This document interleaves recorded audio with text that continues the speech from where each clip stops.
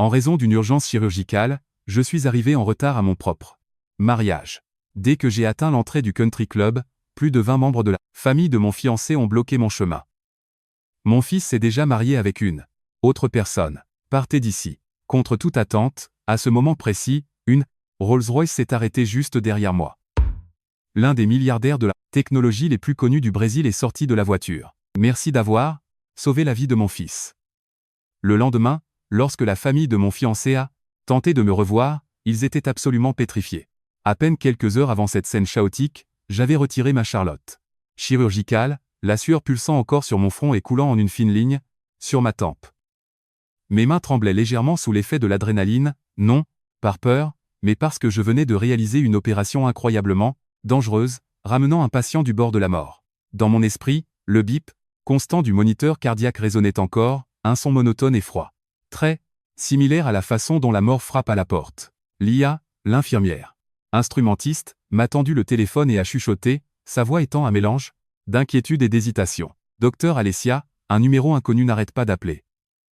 Ce doit être la famille du marié. J'ai regardé l'écran clignotant et j'ai ressenti un poids énorme sur ma poitrine. Aujourd'hui était le jour de mon mariage avec Cassio. J'avais demandé ce jour de congé avec des mois d'avance. J'avais promis à ma mère, Céleste, que j'arriverais tôt, que je serais une mariée impeccable pour qu'elle puisse être fière devant toute la belle famille. Mais, aux premières heures de la matinée, les urgences ont envoyé un cas de traumatisme grave en choc hypovolémique. La famille pleurait de façon inconsolable dans le couloir, réclamant un médecin à corps et à cri comme si leur propre vie en dépendait. Le docteur Miller, chef de la chirurgie, m'a regardé et n'a dit qu'une chose, « Alessia, peux-tu entrer en salle d'opération ?» Je savais à ce moment-là que je ne pouvais pas leur tourner le dos. Ce furent 4 heures au bloc opératoire, complètement inconsciente du fait que le soleil s'était déjà levé dehors, seulement consciente du fait qu'un très jeune garçon gisait sur la table d'opération, le visage si pâle qu'il en était presque translucide. Si j'avais été en retard ne serait-ce qu'un peu, juste une minute, il n'y aurait plus rien eu à sauver. J'ai tout donné jusqu'à ce que mes sous-vêtements soient trempés de sueur et que mon cou me fasse mal comme s'il avait été étiré à sa limite absolue.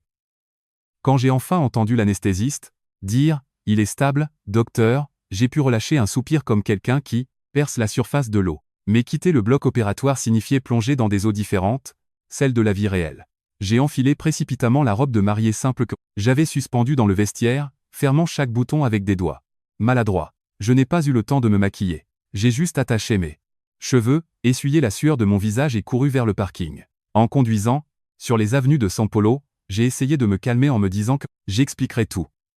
Peu importe à quel point ma future belle-mère semblait rigide, elle devrait comprendre. Cassio était un homme sensé. Il m'aimait. Il serait de mon côté. Quand je me suis garé au club où la réception avait lieu, j'ai à peine ouvert la porte de la voiture qu'un groupe de personnes m'a encerclé comme si j'étais une criminelle. À l'avant se trouvait la mère de Cassio, la femme que je devais commencer à appeler belle-mère aujourd'hui. Elle s'appelait Magnolia.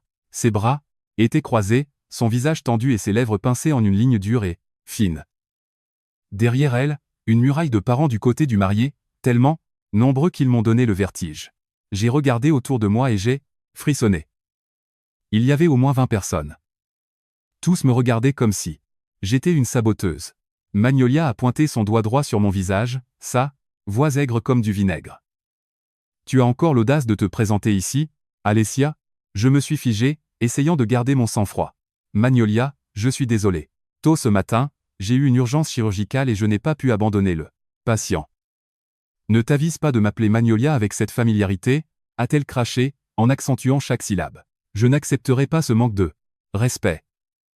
Le jour le plus important pour cette famille, tu décides simplement de ne pas te présenter, faisant de nous la risée devant tous nos invités. Pour qui prends-tu cette famille? J'ai dégluti difficilement, sentant tous les regards me transpercer comme des centaines d'aiguilles. Mon visage me brûlait, mais j'ai quand même essayé de parler doucement. Ce n'était pas mon intention. Je suis médecin. Quelqu'un était dans un état critique. Un homme d'une quarantaine d'années, le frère aîné de Cassio, Fabricio, a fait un pas en avant, la voix glaciale, et « Alors, que tu sois médecin, un médecin doit aussi savoir que le jour de son mariage est le jour de son mariage. Laisser le marié abandonné à l'hôtel est un déshonneur. J'ai regardé au-delà d'eux vers la grande salle et j'ai vaguement entendu la musique de mariage, les toasts et les applaudissements. Confuse, j'ai demandé « Où est Cassio? Laissez-moi voir Cassio. Je vais vous expliquer. Magnolia. Lâcher un rire moqueur, un son qui a coupé jusqu'aux os. Pourquoi veux-tu le voir? Il est trop tard. Mon fils s'est déjà marié avec une autre personne. J'ai cru avoir mal entendu. Qu'est-ce que vous avez dit? Magnolia a levé le menton, parlant fort pour que je comprenne parfaitement et que je parte vite. Mon fils a poursuivi une cérémonie avec Laetitia, une fille, qui comprend vraiment ce que signifie le respect et l'affection, pas comme, toi, qui ne vis que pour l'hôpital sans te soucier de la famille. Je suis resté paralysé. Je connaissais Laetitia.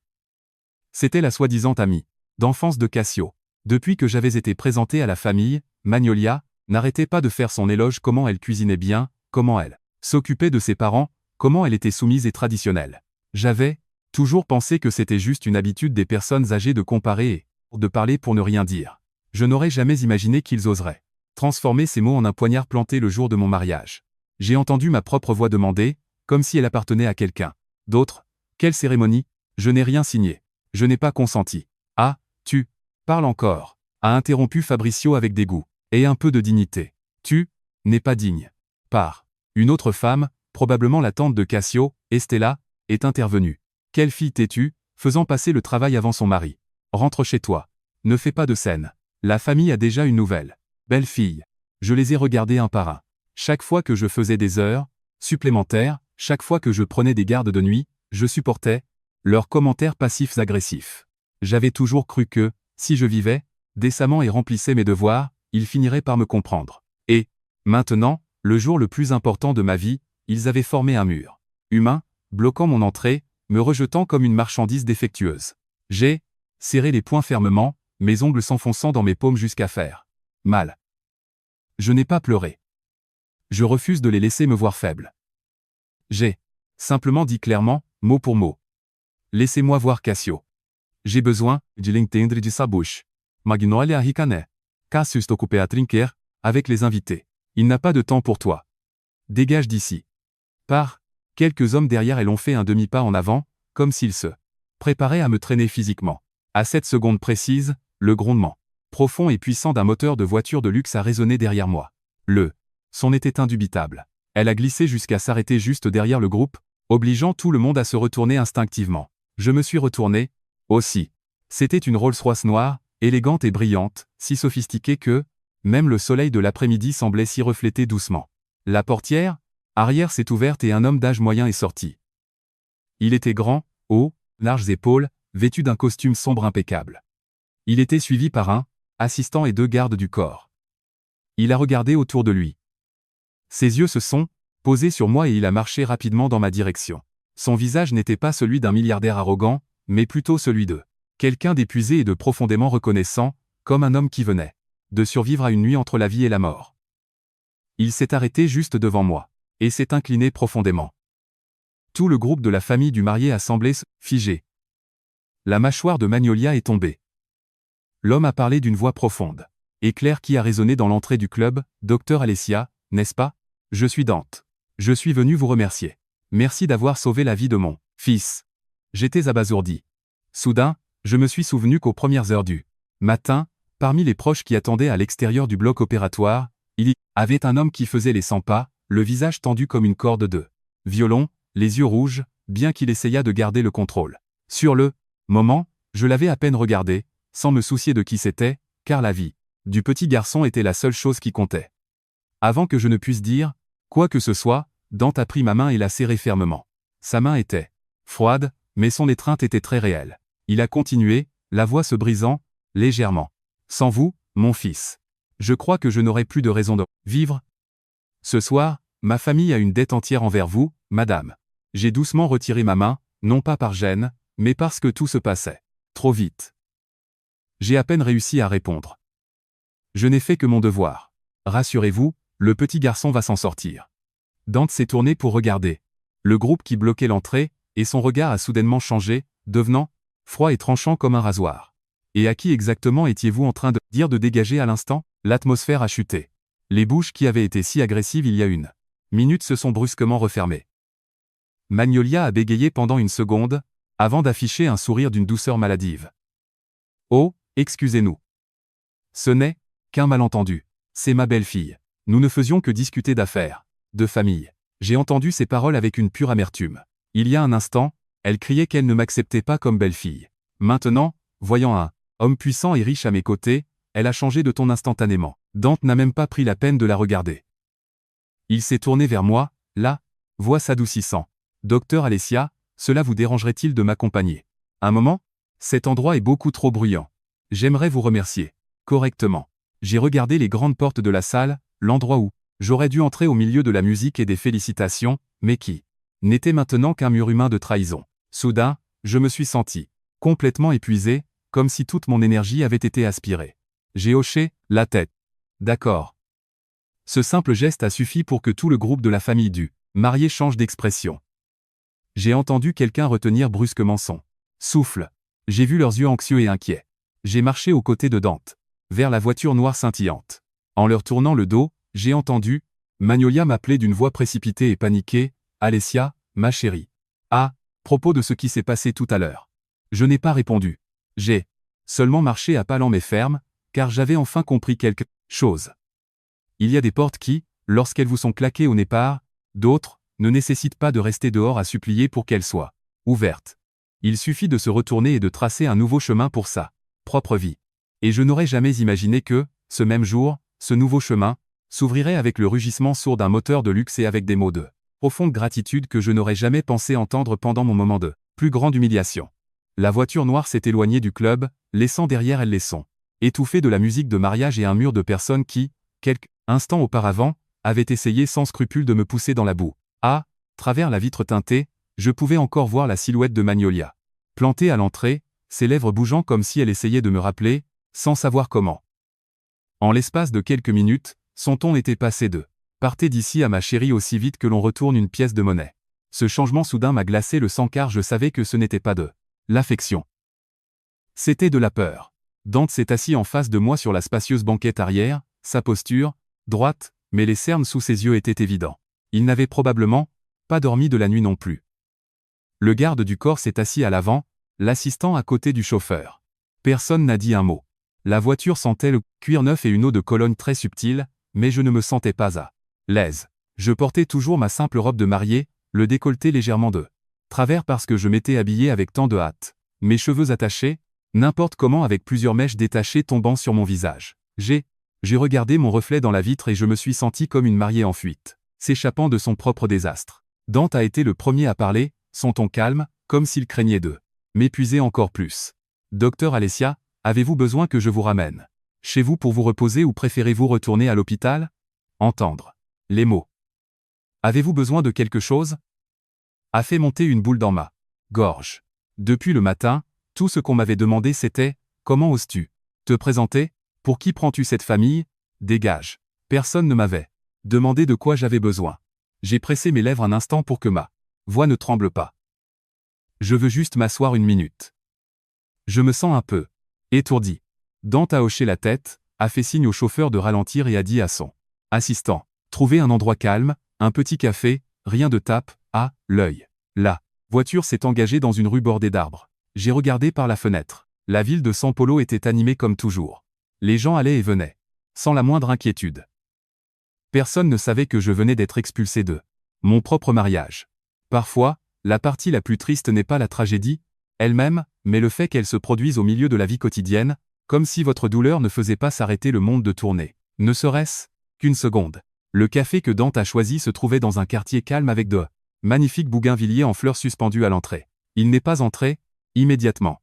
Il a ouvert la portière, s'est tourné vers moi et a dit doucement « Prenez tout le temps qu'il vous faut. Si vous avez besoin de quoi que ce soit, dites-le moi. » Je suis sorti de la voiture, mes jambes semblant un peu faibles, mais je me suis forcé à rester debout. À l'intérieur, le café était presque vide. Il y avait juste un jazz doux qui jouait et le riche arôme du café, torréfié. Nous avons choisi une table près de la fenêtre. Dante s'est assis en face de moi, mais il ne m'a pas dévisagé avec une curiosité ardente. Il m'a regardé avec un respect mesuré qui m'a aidé à me détendre. J'ai commandé un verre d'eau tiède. Je ne voulais rien de sucré. J'avais juste besoin de quelque chose qui me ramène sur terre. Dante a posé une fine enveloppe sur la table devant moi. C'est un petit geste de ma gratitude. S'il vous plaît, ne le rejetez pas immédiatement. Je sais que les médecins ont leur éthique, mais ce n'est pas de l'argent pour acheter une faveur. C'est un remerciement pour vous et votre famille. J'ai regardé l'enveloppe et j'ai senti mon cœur se serrer. J'avais déjà entendu beaucoup d'histoires de patients offrant des enveloppes et de médecins refusant. Les gens pensaient parfois que le médecin était offensé, mais avec Dante, je pouvais voir qu'il n'essayait pas de me mettre mal à l'aise. Il cherchait sincèrement un moyen de m'enlever un peu du poids de mes épaules. J'ai doucement repoussé l'enveloppe vers lui. Dante, en toute sincérité, je ne peux pas accepter. Je suis chirurgienne. Je sauve des gens parce que c'est mon travail. Si tout le monde payait un supplément pour sa vie, la conscience des gens deviendrait juste un marché. Je ne veux pas de ça. Dante a soupiré presque comme s'il avait déjà prévu cela. Il a rangé l'enveloppe. Sans insister. Je respecte votre décision, mais je veux quand même faire quelque chose pour vous. Au moins pour que vous ne vous sentiez pas entièrement seul aujourd'hui. Entendre le mot seul a résonné comme une douleur physique dans ma poitrine. Parce que c'était vrai. À mon âge, je ne craignais pas de jonc, manquer d'argent ou de travailler dur. Je craignais seulement ce sentiment horrible d'être jeté comme un jouet cassé. J'ai levé les yeux, croisant directement le regard de Dante. Vous savez ce qui vient de se passer à l'entrée du club, n'est-ce pas? Dante est resté silencieux pendant quelques secondes, puis a hoché la tête. J'ai tout entendu. Je n'avais pas l'intention de m'immiscer dans vos affaires privées, mais je ne pouvais tout simplement pas rester les bras croisés et les regarder vous insulter de cette façon. Vous veniez littéralement de sauver mon fils, et ils ont eu l'audace. J'ai lâché un rire sec, mais mes yeux ont commencé à brûler. Dante, s'il vous plaît, ne dites pas que c'est parce que j'ai sauvé votre fils. Même si je n'avais sauvé personne aujourd'hui, je ne mériterais quand même pas d'être traité de cette façon. Je suis arrivé en retard à cause d'une urgence. Je n'ai abandonné personne. J'ai juste fait ce que je croyais être juste. À ce moment-là, la boule dans ma gorge est devenue insupportable. J'ai tourné mon visage vers la fenêtre, terrifié à l'idée de m'effondrer. Je ne voulais pas pleurer devant un inconnu. Mais alors j'ai réalisé. Ce parfait inconnu me traitait avec plus de gentillesse et d'humanité que les personnes que j'étais sur le point d'appeler famille. Dante n'a pas essayé de me consoler avec de grands mots philosophiques. Il a juste dit doucement, « Docteur Alessia, avez-vous une mère ?» J'ai hoché la tête. Oui, le nom de ma mère est Céleste. Elle est probablement à la maison en train d'attendre des nouvelles, et elle ne se sent pas bien ces derniers temps. Je veux lui dire, mais je ne sais pas. Comment? Dante m'a regardé encore un instant et a dit, « Appelez-la. Si vous avez peur de la rendre nerveuse, dites-lui juste d'abord que vous allez bien, et vous pourrez expliquer le reste petit à petit. » Avec des mains tremblantes, j'ai composé son numéro. Le téléphone a sonné plusieurs fois avant que je n'entende la voix de ma mère, tendue par l'inquiétude. « Alessia, ma chérie, où es-tu? Pourquoi ne répondais-tu pas? Est-ce qu'ils t'ont dit quelque chose là? Bah, as-tu réussi à arriver à temps? » Rien que d'entendre Alessia, ma chérie, j'ai eu envie d'éclater en sanglots. J'ai pris une grande inspiration, essayant de paraître aussi normal que possible. « Maman, c'est moi. Je vais bien. Ne t'inquiète pas. Je suis sorti un peu. Je te vois bientôt. » Ma mère est restée silencieuse une seconde comme si elle écoutait attentivement ma respiration au téléphone. « Il t'est arrivé quelque chose, n'est-ce pas? » Je me suis mordu la lèvre. Je ne pouvais pas simplement lâcher que j'avais été expulsé de mon propre mariage. J'avais peur que cela ne fasse monter sa tension. J'ai juste dit, « Maman, tôt ce matin j'ai dû gérer une urgence très grave avec un enfant. J'ai été retardé et la famille de Cassio est un peu contrariée. Je rentre à la maison et je te raconte tout. Tu as déjà mangé? Tu as pris tes médicaments? » Ma mère a soupiré, sa voix s'est adoucie, toujours à t'inquiéter pour tout le monde et pour ta propre vie. Tout ce qui m'importe c'est que tu ailles bien, ma chérie. Écoute-moi. Ne laisse personne te marcher sur les pieds. Je suis une vieille femme. Je peux supporter le choc. N'aie pas peur pour moi. J'ai fermé les yeux. Ma mère avait toujours été comme ça. Elle parlait peu, mais son amour était une forteresse. J'ai dit d'accord et j'ai raccroché. Quand j'ai baissé le téléphone, j'ai réalisé que mes yeux étaient humides. Je les ai essuyés, rapidement, mais Dante a vu.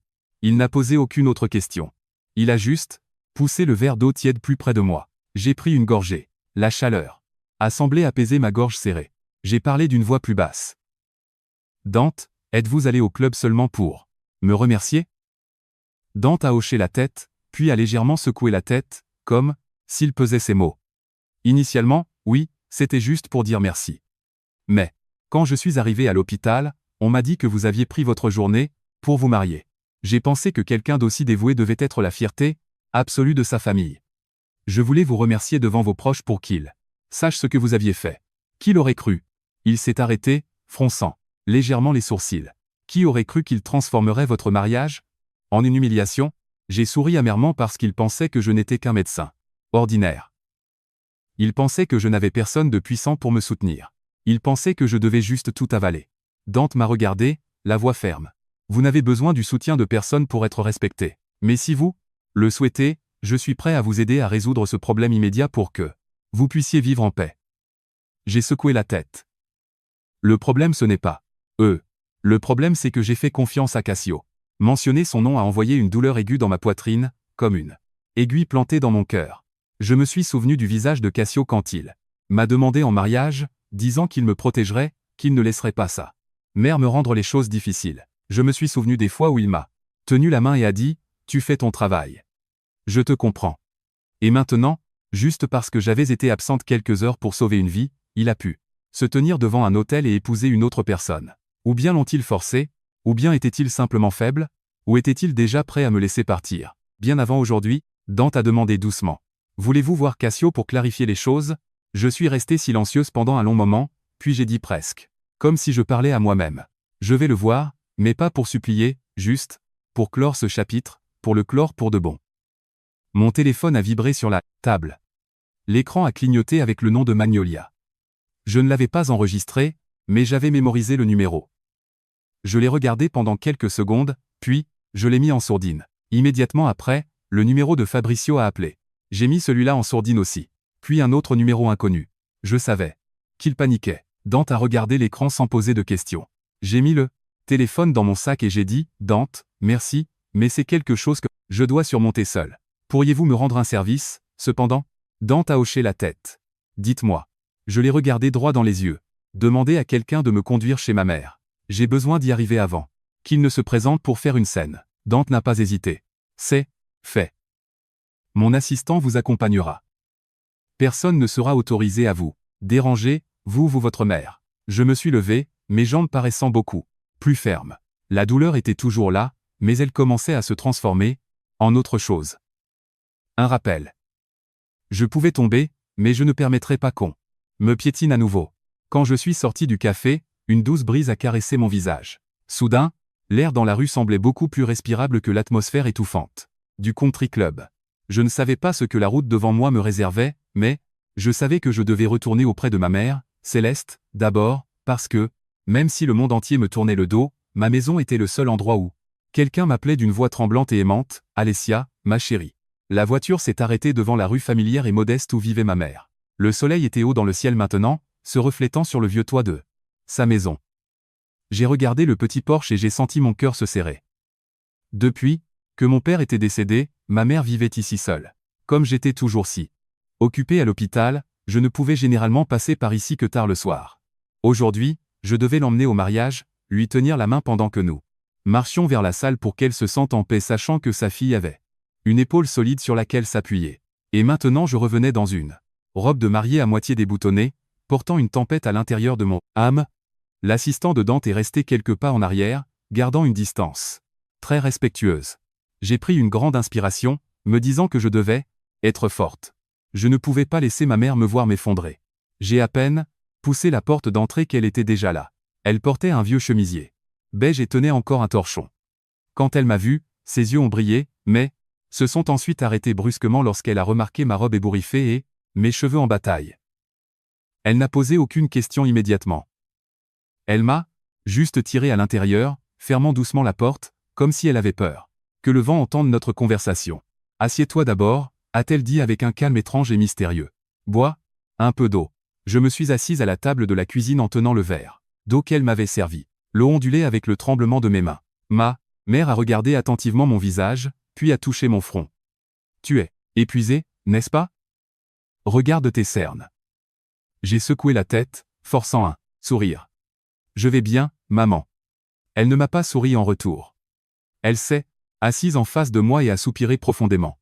« Alessia, raconte-moi exactement ce qui s'est passé. » Je savais que je ne pouvais rien lui cacher. J'ai posé le verre sur la table et j'ai pris sa main fine et chaude. « Maman, j'ai été retardé. J'ai dû faire une chirurgie d'urgence. Quand je suis arrivé sur les lieux, ils ont bloqué les portes. Ma belle-mère, Magnolia, a dit que Cassio s'était déjà marié avec une autre personne. J'ai parlé très lentement, posant chaque mot sur la table comme des pierres lourdes. Quand j'ai terminé, j'ai baissé la tête. J'étais terrifié de voir l'expression de ma mère. Elle est restée dans un silence absolu pendant un long moment. Je ne pouvais entendre que le tic-tac de l'horloge murale. Puis elle a demandé d'une voix basse, mais tranchante. « Et Cassio, il t'a dit quelque chose ?» J'ai secoué la tête. Je n'ai même pas vu. Ma mère a hoché la tête comme si elle comprenait tout. Elle s'est levée et est allée dans la chambre. J'ai entendu le bruit d'un tiroir qu'on ouvre. Un instant plus tard, elle est revenue en tenant une vieille photographie de mon père. Elle l'a posée sur la table, l'a regardée une seconde, puis a dit « Ton père m'enseignait autrefois une chose. Un homme bon montre son visage dans les moments difficiles. Un homme faible se cache. » Cassio a choisi de se cacher. Je me suis mordu la lèvre. Mes larmes ont finalement coulé, éclaboussant la main de ma mère. Elle ne les a pas essuyées. Elle m'a juste tapoté doucement la main. « Pleure, ma chérie. Pleure autant que tu en as besoin. Ne garde pas ça en toi. » Je me suis effondré, non pas en pleurs scandaleux, mais en pleurant la gorge serrée par vagues lourdes. J'ai raconté à ma mère tout ce qui s'était passé à l'entrée de l'hôtel. Chaque mot douloureux, chaque regard furieux. Elle a écouté. Son visage a pâli, mais sa posture est restée impeccablement droite. Quand je lui ai raconté l'apparition de Dante, elle a froncé les sourcils et a demandé des détails. J'ai tout raconté sans ajouter ni omettre un seul fait. Quand j'ai fini, elle a soupiré. Sauver une vie est une bénédiction, mais cette bénédiction n'est pas quelque chose dont on se vante et encore moins quelque chose dont les autres peuvent profiter. Souviens-toi de ça, Alessia, ne t'amollis pas juste parce que quelqu'un a de l'argent. J'ai hoché la tête. Je sais. Je lui ai juste demandé de me déposer pour pouvoir arriver ici à temps. J'avais peur que la famille de Cassio vienne ici faire un scandale. Ma mère a regardé la porte d'entrée, sa voix résolue, « S'ils viennent, je parlerai. Toi, reste hors de vue. » Ces mots étaient calmes, mais je me sentais comme si un mur impénétrable venait d'être érigé devant moi. À ce moment précis, mon téléphone a vibré à nouveau. Cette fois c'était le numéro de Cassio. J'ai regardé l'écran, mon cœur battant contre mes côtes. Ma mère l'a vu et a dit doucement « Réponds. » Mets les choses au clair. J'ai répondu à l'appel. Oui, la voix de Cassio à l'autre bout semblait rauque et désespérée. « Alessia, où es-tu » J'ai répondu sèchement « Chez ma mère. » Cassio est resté silencieux une seconde, puis a commencé à parler rapidement, comme s'il avait peur que je raccroche. « Je suis désolé. Les choses ne sont pas ce que tu penses. Tôt aujourd'hui, ma mère a fait un énorme scandale. Ce truc avec Laetitia n'était qu'une cérémonie symbolique pour la calmer. Ça ne veut rien dire. » J'ai souri, un sourire vide et triste. Ça ne veut rien dire. Et pourtant, t'es tenu à un hôtel et tu l'as épousé. Ils m'ont forcé. Tu sais comment est ma mère. Je ne veux pas te perdre, Alessia. S'il te plaît, reviens et on pourra discuter. J'ai regardé ma mère. Elle a secoué la tête très lentement. J'ai reporté mon attention sur le téléphone. Ma voix était effrayamment calme. Cassio, tu sais où j'étais tôt aujourd'hui ? Je sais. Tu étais en chirurgie. J'ai opéré pendant 4 heures pour sauver un garçon de 5 ans. Pendant ces 4 heures, où étais-tu ? Cassio a bégayé. J'étais sur les lieux, mourant d'inquiétude. J'ai continué sans élever la voix. Si pendant ces heures tu étais allé à l'hôpital pour attendre devant le bloc opératoire, même si c'était juste pour te tenir là, aujourd'hui serait entièrement différent. Mais tu as choisi de te tenir à un hôtel avec quelqu'un d'autre. Je ne blâme pas ta mère, Cassio. Je te blâme toi. À l'autre bout, un silence absolu. Je pouvais seulement entendre ça. Respiration allaitante. Alessia, s'il te plaît, donne-moi une chance. J'ai secoué la tête, bien qu'il ne pût pas me voir. Cette chance est quelque chose que tu as brûlé ce matin. C'est fini. J'ai raccroché. Mes mains tremblaient, mais une profonde vague de soulagement m'a envahi, comme si je venais de jeter un énorme rocher que je traînais depuis des années. J'ai à peine eu le temps de reprendre mon souffle que j'ai entendu le crissement de pneus freinant brusquement dehors, suivi par un tumulte de voix. Mon cœur a bondi. Ma mère s'est levée immédiatement et a marché vers la porte. J'ai essayé de la suivre, mais elle s'est retournée et a levé la main. Reste où tu es. À travers la fente du store, j'ai vu Magnolia debout sur le porche. Son visage était pâle, mais elle forçait un sourire poli et contraint. À côté d'elle se trouvaient Fabricio et d'autres parents. Céleste, s'il te plaît, a appelé Magnolia d'une voix d'une douceur écœurante. Nous sommes venus nous excuser. Ce qui s'est passé ce matin était un terrible malentendu. Ma mère a ouvert la porte juste assez pour bloquer l'entrée avec son corps. Quel malentendu ? Magnolia a lancé une litanie d'excuses que c'était le stress du mariage, que c'était une énorme erreur, qu'elle avait toujours considéré Alessia comme sa propre fille. Ma mère a écouté sans l'interrompre une seule fois. Quand Magnolia a finalement manqué de souffle, ma mère a parlé posément, « Vous, considérez ma fille comme la vôtre. Et pourtant ce matin vous lui avez dit de partir. » Magnolia est restée complètement sans voix. Fabricio a tenté d'intervenir, « Madame, ce sont juste des affaires de famille. Alessia est notre belle-fille. » Ma mère l'a coupé. Sa voix était toujours basse, mais possédait la densité de l'acier. S'il n'y a pas de mariage, il n'y a pas de belle-fille. Et, s'il a déjà épousé une autre personne, encore moins. Les visages de Fabricio est devenu rouge vif. Magnolia est passé à un ton suppliant, « S'il te plaît, Céleste, essaie de nous comprendre. Alessia est une fille exceptionnelle. Notre famille la chérit. Laisse-la revenir vers nous. Je te le promets. » Ma mère a souri tristement. « Quand l'avez-vous chérie? Quand? » Elle était dans une salle d'opération en train de sauver une vie, l'avez-vous, chérie? Quand vous avez bloqué la porte de son propre mariage, l'avez-vous, chérie? Personne n'a répondu. Ma mère a continué, prononçant chaque mot avec une clarté absolue. Ma fille est chirurgienne. Elle sauve des vies parce que c'est sa vocation. Pas pour que vous puissiez l'utiliser pour sauver les apparences dans un country club. À partir d'aujourd'hui, nos familles n'ont absolument plus rien à voir l'une avec l'autre. Partez. Magnolia a ouvert la bouche pour dire autre chose, mais des pas ont résonné. Derrière eux, l'assistant de Dante est monté sur le porche, sa voix polie mais incroyablement ferme. « Excusez-moi, le docteur Alessia ne reçoit pas de visiteurs. Je dois vous demander de quitter la propriété. » Voyant un homme en costume sur mesure agir comme garde du corps, Magnolia paniquait. Fabricio a attrapé son bras et ils ont presque couru vers leur voiture, la tête baissée. Je les ai regardés partir à travers les stores. Je n'avais plus peur, il n'y avait qu'un espace vide dans ma poitrine. Ma mère a fermé la porte, a tiré le verrou et est retournée dans la cuisine. Elle m'a regardé, ses yeux rouges, mais sa voix était aussi douce qu'une brise d'été. « C'est fini maintenant. Va te reposer, ma chérie. » Je l'ai serré dans mes bras pour la première fois de la journée. Pour la première fois de la journée, je me suis enfin senti en sécurité. « Maman, je suis désolé. » Elle a caressé mes cheveux. « Pourquoi t'excuses-tu? Tu vis ta vie avec décence. » C'est la seule chose qui compte. Cet après-midi-là, je suis tombé dans un sommeil profond sur le canapé. À mon réveil, j'ai vu un message de Dante. « Vous et votre mère allez bien?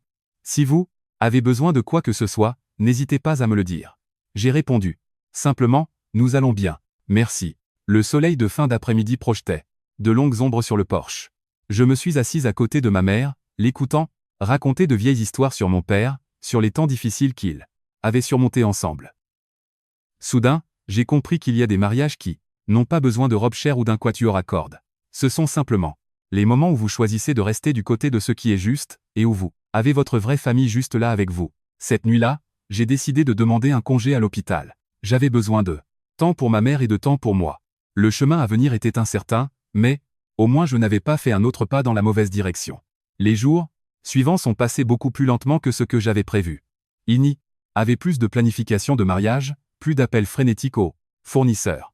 Il n'y avait que la petite maison de ma mère, l'odeur du café, filtré le matin et le bourdonnement constant du ventilateur de plafond. L'après-midi, j'ai demandé une semaine de congé, exactement comme je l'avais dit à ma mère. Au début, elle s'y est opposée, disant que j'étais jeune, que ma carrière était importante, que si je prenais trop de temps, le personnel de l'hôpital parlerait. Mais ensuite, remarquant les cernes profonds sous mes yeux, elle s'est tue et a juste suggéré. Si tu vas te reposer, repose-toi vraiment. Ne laisse pas ton esprit continuer à s'emballer. Je l'ai écouté. Chaque matin, je me réveillais tôt pour lui préparer son petit déjeuner et lui rappeler de prendre ses médicaments pour la tension. Parfois, ma mère me regardait avec un mélange de profond amour et de tristesse. Je m'inquiétais de me retrouver seul quand tu te marierais, m'a-t-elle dit un matin, puis elle a offert un faible sourire sans terminer sa pensée. J'ai réalisé que, de ce cauchemar, quelque chose de bon était vraiment sorti. Oh, moi maintenant je pouvais être à ses côtés sans avoir à courir chez ma future belle-mère pour supporter ses commentaires passifs-agressifs sur ma cuisine ou mes horaires. Les commérages se sont répandus plus vite que je ne l'avais prévu. En 2 jours, les dames du quartier savaient que mon mariage avait été annulé. Certaines sont passées pour savoir comment j'allais. D'autres s'attardaient sur le trottoir, regardant notre maison avec une curiosité morbide. Je ne me suis pas caché, ni n'ai fourni d'explications élaborées. Ma mère, en revanche, est restée complètement imperturbable. À ceux qui demandaient, Elle donnait une seule réponse. Ma fille a fait la chose juste en tant qu'être humain. Et c'est plus que suffisant. L'après-midi du 3e jour, alors que je pliais le linge, mon téléphone a sonné. C'était le chef de la chirurgie, le docteur Miller. J'ai répondu. Sa voix était rauque, mais chaleureuse. Alessia, comment tiens-tu le coup? Je m'en sors bien, docteur Miller. Il a hésité une seconde, puis a dit, à propos de ce qui t'est arrivé. Des rumeurs circulent déjà dans l'hôpital. Ne t'inquiète pas, personne ici ne te blâme. L'opération que tu as réalisée ce matin-là n'était rien de moins qu'un miracle. J'ai serré le téléphone fermement. Merci, docteur Millet. La semaine prochaine, nous avons une conférence clinique très compliquée, a-t-il continué. Si tu te sens prête, reviens. Sinon, prends tout le temps qu'il te faut. Ta place est en sécurité ici. Je lui ai dit que je serais là et j'ai raccroché. Je me suis assise en silence pendant un moment. J'ai découvert que l'endroit où j'étais le plus terrifié d'être jugé était l'endroit qui me comprenait mieux. Et l'endroit que je pensais être mon refuge pour la vie avait été le premier à me jeter au loup. Cette nuit-là, pendant que je coupais quelques pommes pour ma mère, nous avons entendu une voiture s'arrêter dehors à nouveau. J'ai sursauté par pur réflexe. Ma mère a posé sa main sur la mienne. Détends-toi, je vais voir. Cette fois, ce n'était pas la famille de Cassio, c'était Dante. Il se tenait sur le porche sans garde du corps et sans assistant. Il portait une simple chemise boutonnée et tenait un sac en papier brun contenant des fruits frais. Quand il a vu ma mère, il a fait un signe de tête respectueux. Bonsoir, Donna Céleste. Je suis Dante. Ma mère l'a jaugé avec le regard aiguisé d'une femme qui avait vu beaucoup de choses dans la vie. Vous êtes l'homme de l'autre jour. Oui, madame. Je suis le père du garçon que le docteur Alessia a opéré. Ma mère a hoché la tête et a poussé la porte moustiquaire. Entrez. Dante est entré. Il a regardé autour du salon modeste sans aucun signe de surprise ou de condescendance. Il a posé le sac de fruits sur la table de la cuisine et a dit « L'autre jour, je suis parti précipitamment et je n'ai pas eu l'occasion de me présenter correctement. » Ma mère s'est assise et l'a regardé, droit dans les yeux. « Pourquoi êtes-vous vraiment ici ?» Dante n'y est pas allé. Par 4 chemins. Je suis venu vous remercier à nouveau et aussi pour vous demander la permission. Je sais que ce n'est pas le meilleur moment, mais je voulais savoir comment vous et Alessia alliez et voir s'il y avait quoi que ce soit en quoi je pourrais aider. Ma mère est restée silencieuse. Je me tenais près du couloir, écoutant chaque mot. Ma mère ne se laissait pas facilement influencer, surtout par des inconnus. Et encore moins par des hommes riches. Après une longue pause, elle a dit « Ma fille a sauvé votre fils parce que c'était son devoir. Vous ne nous devez rien. » Dante a hoché la tête. Je comprends cela. Je ne suis pas ici pour payer une dette avec de l'argent. J'ai simplement pensé que, pendant un moment difficile, pour Alessia, si un inconnu sans attente pouvait aider en quoi que ce soit. Eh bien, me voici. Ma mère l'a regardé à nouveau. Ses expressions se sont adoucies d'une fraction. Alessia, viens ici. J'ai marché jusqu'à la cuisine. Dante s'est levé et m'a salué d'un signe de tête poli. Vous allez bien? Je vais bien, ai-je répondu. Je me suis tourné vers ma mère. Maman, Dante est juste venu nous rendre visite. Ma mère a regardé entre nous deux. Asseyez-vous. Nous nous sommes assis autour de la petite table de la cuisine. L'atmosphère était légèrement tendue, mais pas inconfortable. Dante nous a dit que son fils était complètement réveillé et avait même demandé après son père après des jours dans le coma. Pendant qu'il parlait du garçon, sa voix est devenue incroyablement tendre. De soulagement. C'est une véritable bénédiction. Dante s'est tourné vers moi. Alessia, l'hôpital a mentionné que vous aviez une importante conférence clinique la semaine prochaine. Quand prévoyez-vous de retourner travailler? Je vais y retourner, ai-je dit sans hésitation. Je me suis suffisamment reposé. Dante a souri légèrement. Bien. Votre place est dans un hôpital bien plus que dans ces clubs bruyants et prétentieux. Il ne l'a pas dit avec méchanceté, mais j'ai saisi le sens sous-jacent. J'ai souri, un vrai sourire, pour la première fois depuis des jours. Avant de partir, Dante s'est levé et s'est adressé à ma mère. Donna Céleste, si vous avez besoin de quoi que ce soit, s'il vous plaît, n'hésitez pas à me contacter. Je considère Alessia comme la sauveuse de ma famille, ce qui fait de vous un membre de ma famille aussi. Ma mère n'a pas explicitement accepté l'offre. Elle a juste dit « Tant que vous vivez une vie décente et prenez bien soin de votre fils, c'est suffisant pour moi. » Dante a hoché la tête respectueusement et s'est dirigé vers la porte. Je l'ai accompagné. Quand nous avons été seuls sur le porche, il a parlé d'une voix basse. « Je ne veux pas vous mettre la pression. Si vous ne voulez pas me voir, je ne reviendrai pas. » J'ai secoué la tête. Vous n'avez pas besoin de m'éviter. J'ai juste besoin de temps. Je comprends, a-t-il dit. Je vais attendre. Juste comme un ami. Cette nuit-là, pendant que nous verrouillons tout, ma mère m'a demandé. Que penses-tu de cet homme? J'y ai réfléchi et j'ai répondu honnêtement. Je me sens sans paix près de lui. Mais je ne suis pas prête à penser à autre chose. Ma mère a hoché la tête. Bien. Ne te précipite pas. Tu peux marcher aussi. Lentement que tu le souhaites dans la vie, tant que tu marches dans la bonne direction. Le lendemain, j'ai reçu un message de Laetitia. Ce n'était qu'une ligne. Alessia, je suis désolé. Je ne voulais pas que les choses se terminent ainsi. J'ai regardé l'écran pendant un long moment avant de finalement taper en retour. Ce qui est fait est fait. Concentre-toi sur ta propre vie. Je n'étais pas aussi furieuse contre Laetitia que je l'aurais cru. J'étais juste fatiguée. Fatiguée des relations construites sur la faiblesse de l'homme qui se trouve au milieu. Cette nuit-là, je me suis assise sur la véranda en écoutant ma mère parler de mon père. La famille de ton père s'est aussi opposée à moi, a-t-elle dit, en regardant la rue. Mais il ne m'a jamais abandonné. C'est pourquoi je crois que l'on juge la valeur d'un homme à l'endroit où il choisit de rester quand les choses deviennent difficiles. J'ai regardé le ciel. Les étoiles étaient faibles, contre la lueur de la ville. J'ai pensé à Cassio et à ses promesses brisées. Je ne ressentais plus de douleur aiguë, seulement un espace vide qui se remplissait, lentement de paix. La semaine suivante, je suis retourné à l'hôpital. Quand j'ai de nouveau enfilé ma blouse blanche, j'ai senti que j'étais exactement à ma place. Mes collègues m'ont regardé sans trop de curiosité intrusive. Ils ont simplement hoché la tête comme si c'était n'importe quel autre mardi. Quand les lumières vives du bloc opératoire se sont allumées, j'ai su que là, au moins, je ne serais pas abandonné. Et j'ai aussi su que mon histoire n'était pas terminée. J'avais juste tourné la page d'un nouveau chapitre. Plus silencieux, peut-être, mais infiniment plus réel. Le matin où je suis officiellement retourné au travail, une fine bruine tombait, depuis l'aube. L'entrée de l'hôpital était plus animée que d'habitude. Hurlement des sirènes d'ambulance était implacable, un son si familier que, simple fait de l'entendre me confirmait que j'étais au bon endroit. J'ai boutonné ma blouse blanche, ajusté mon badge qui disait Docteur Alessia et me suis regardé dans le miroir pendant une seconde. Mon visage montrait encore des traces d'épuisement, mais mes yeux étaient différents. Ils n'étaient plus perdus. Comme il y a quelques jours, mais ancrés dans un calme que j'avais méticuleusement reconstruit.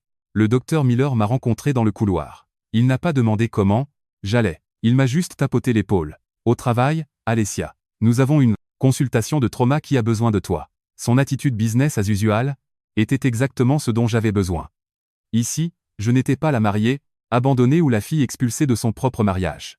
J'étais chirurgienne.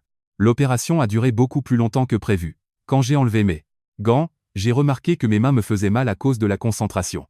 Intense, mais c'était une douleur familière et satisfaisante. Le plus étrange, c'est que pendant toute l'intervention, mon esprit est resté complètement concentré. Pas une seule fois je n'ai pensé à Cassio, Magnolia ou à l'entrée de ce club.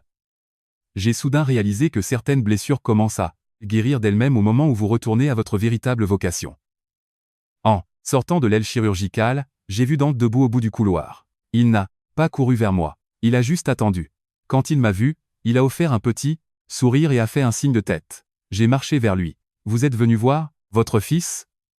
Oui, a-t-il répondu. Il est tout à fait alerte maintenant. Il a spécifiquement demandé à voir le docteur Alessia. J'ai marché avec lui jusqu'aux soins intensifs pédiatriques. Le garçon était assis sur le lit, paraissant en bien meilleure santé que la dernière fois que je l'avais vu. Quand il m'a vu entrer, son visage s'est illuminé et il a fait un faible signe de la main. Salut, docteur. J'ai pris doucement sa petite main, ressentant une vague chaleureuse d'affection. Tu es très courageux, mon grand. Sois sage et écoute les infirmières, d'accord? Dante était à mes côtés, les yeux brillants. Il a murmuré, vous voyez? Avec une seule chance de vivre, tout change. J'ai hoché la tête, sachant que ces paroles portaient un poids, bien au-delà du garçon sur le lit. Quand nous sommes sortis de la chambre, Dante a demandé, êtes-vous occupé ce soir? J'aimerais officiellement vous emmener, vous et votre mère, dîner pour vous remercier. Si c'est trop, je comprends parfaitement. J'ai hésité un instant, puis j'ai répondu honnêtement. Je devrais demander à ma mère. Elle n'aime pas trop les endroits chics et bruyants. Dante a souri. Alors nous mangerons dans un petit restaurant près de chez vous. Rien de formel. Cet après-midi-là, je suis allé chercher ma mère. Elle portait une robe simple, ses cheveux bien peignés. Sur le chemin du restaurant, elle m'a demandé, Dante. Quelle est ton impression de lui? J'y ai réfléchi. Il semble être un homme décent, mais je ne veux vraiment pas y penser au-delà pour le moment. Ma mère a hoché la tête. Tu fais ce qu'il faut. Le dîner a été incroyablement détendu. Dante n'a pas beaucoup parlé. Il ne s'est pas vanté de son empire technologique, de son argent ou de son statut. Il nous a raconté comment sa femme était décédée jeune, comment il avait élevé son fils complètement seul, et comment il y a eu des moments à jongler entre salle de réunion et pédiatre, où il a cru qu'il allait craquer. Ma mère a écouté, attentivement, ses yeux s'adoucissant. Élever un enfant seul est un lourd fardeau, a-t-elle dit. Je le sais, je les ai observés discuter. Un sentiment étrange m'a envahi. Ce n'était pas l'élan brûlant de tomber amoureuse, mais un profond sentiment de tranquillité, en regardant deux personnes qui avaient vraiment vécu de vraies difficultés, se parler avec une sincérité totale. Quand nous sommes rentrés à la maison, ma mère a dit « C'est un homme bien. Il n'est pas impulsif et n'est pas arrogant, mais prends tout le temps qu'il te faut, Alessia. Ne laisse personne dicter ton rythme. » J'ai acquiescé. Plus tard cette nuit-là, j'ai reçu un message de Cassio. Cette fois, il ne s'est pas excusé. Il a juste demandé « Est-ce que tu vas bien ?» J'ai regardé le message pendant un long moment, puis je l'ai effacé, sans répondre. Je savais que nous n'avions absolument plus rien à nous dire, mais Cassio n'a pas abandonné. 2 jours plus tard, il m'attendait à l'extérieur de l'hôpital. Je l'ai aperçu de loin, l'air abattu et négligé. J'ai essayé de prendre une autre sortie, mais il m'avait déjà vu. « Alessia !» a-t-il crié, la voix se brisant.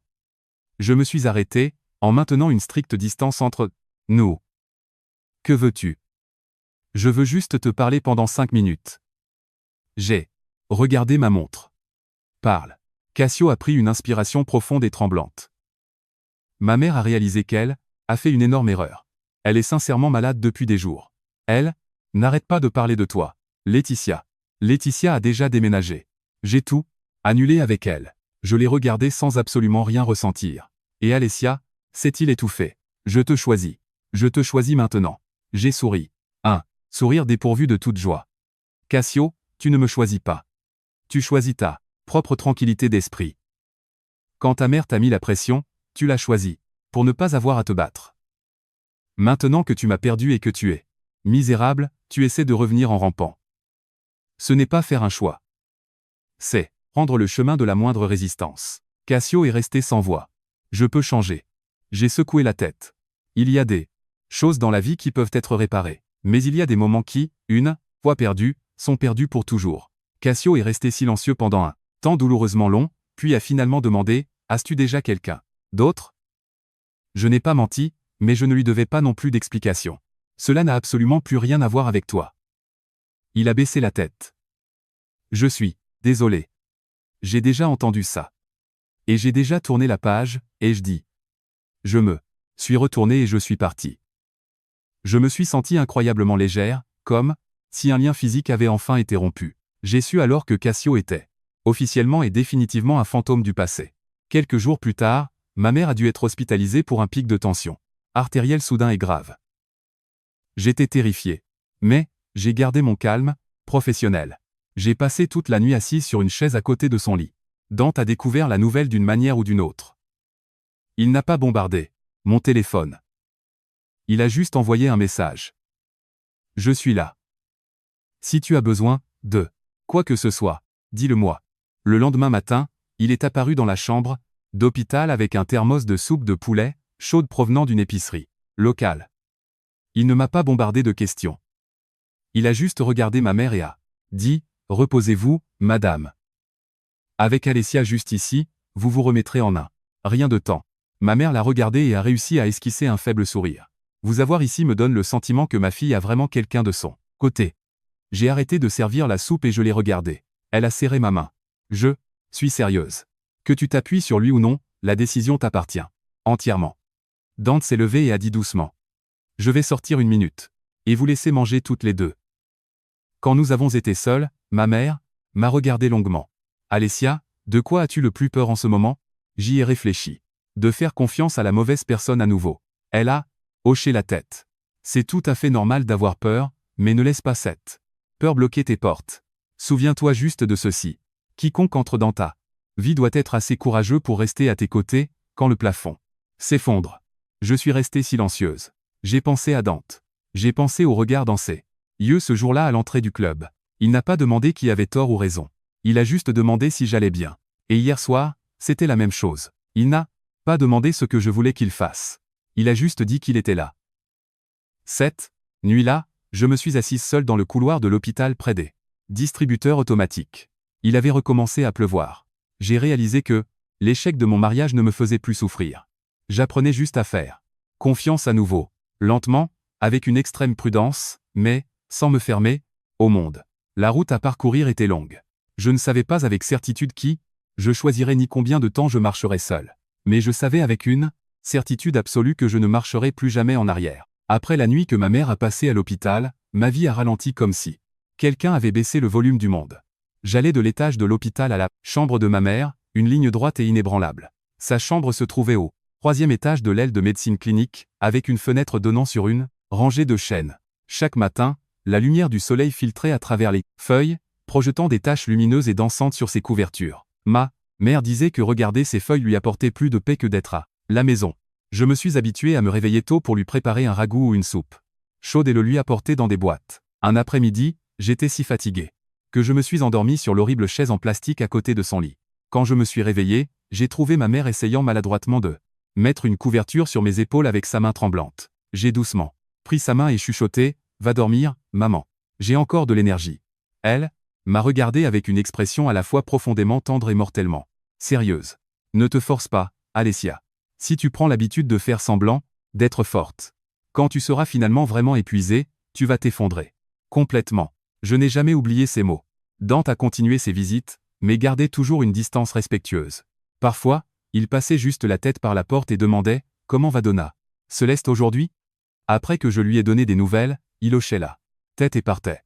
D'autres fois, il laissait des fruits frais ou des magazines sur la table de chevet et discutait brièvement avec ma mère.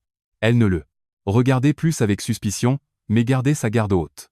Elle savait mieux que quiconque que ce qui vient trop vite repart généralement à la même vitesse. Une nuit, alors que je terminais ma garde, Dante m'a appelé. Sa voix était profonde, portant une touche d'hésitation. « Alessia, es-tu libre ce soir? Je voulais te demander un service. » J'ai regardé ma montre. « Dis-moi. » « Mon fils a encore eu de la fièvre hier soir.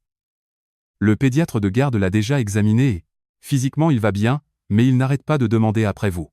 Je sais que c'est un dérangement, mais si tu pouvais juste passer et lui dire quelques mots. » Je n'ai pas hésité. J'arrive. L'aile pédiatrique était beaucoup plus silencieuse que pendant les visites du matin. Le garçon tournait le dos à la porte, mais quand il m'a entendu entrer, il s'est retourné, les yeux brillants. « Tu es venu. » Je me suis assise au bord du lit et j'ai touché son front. « Je suis là.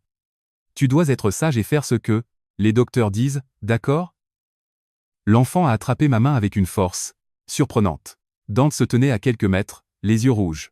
Quand l'enfant s'est finalement endormi, Dante m'a conduite dans le couloir. « Je suis désolé de t'avoir dérangé avec ça. » « Ce n'est pas du tout un dérangement, » ai-je répondu.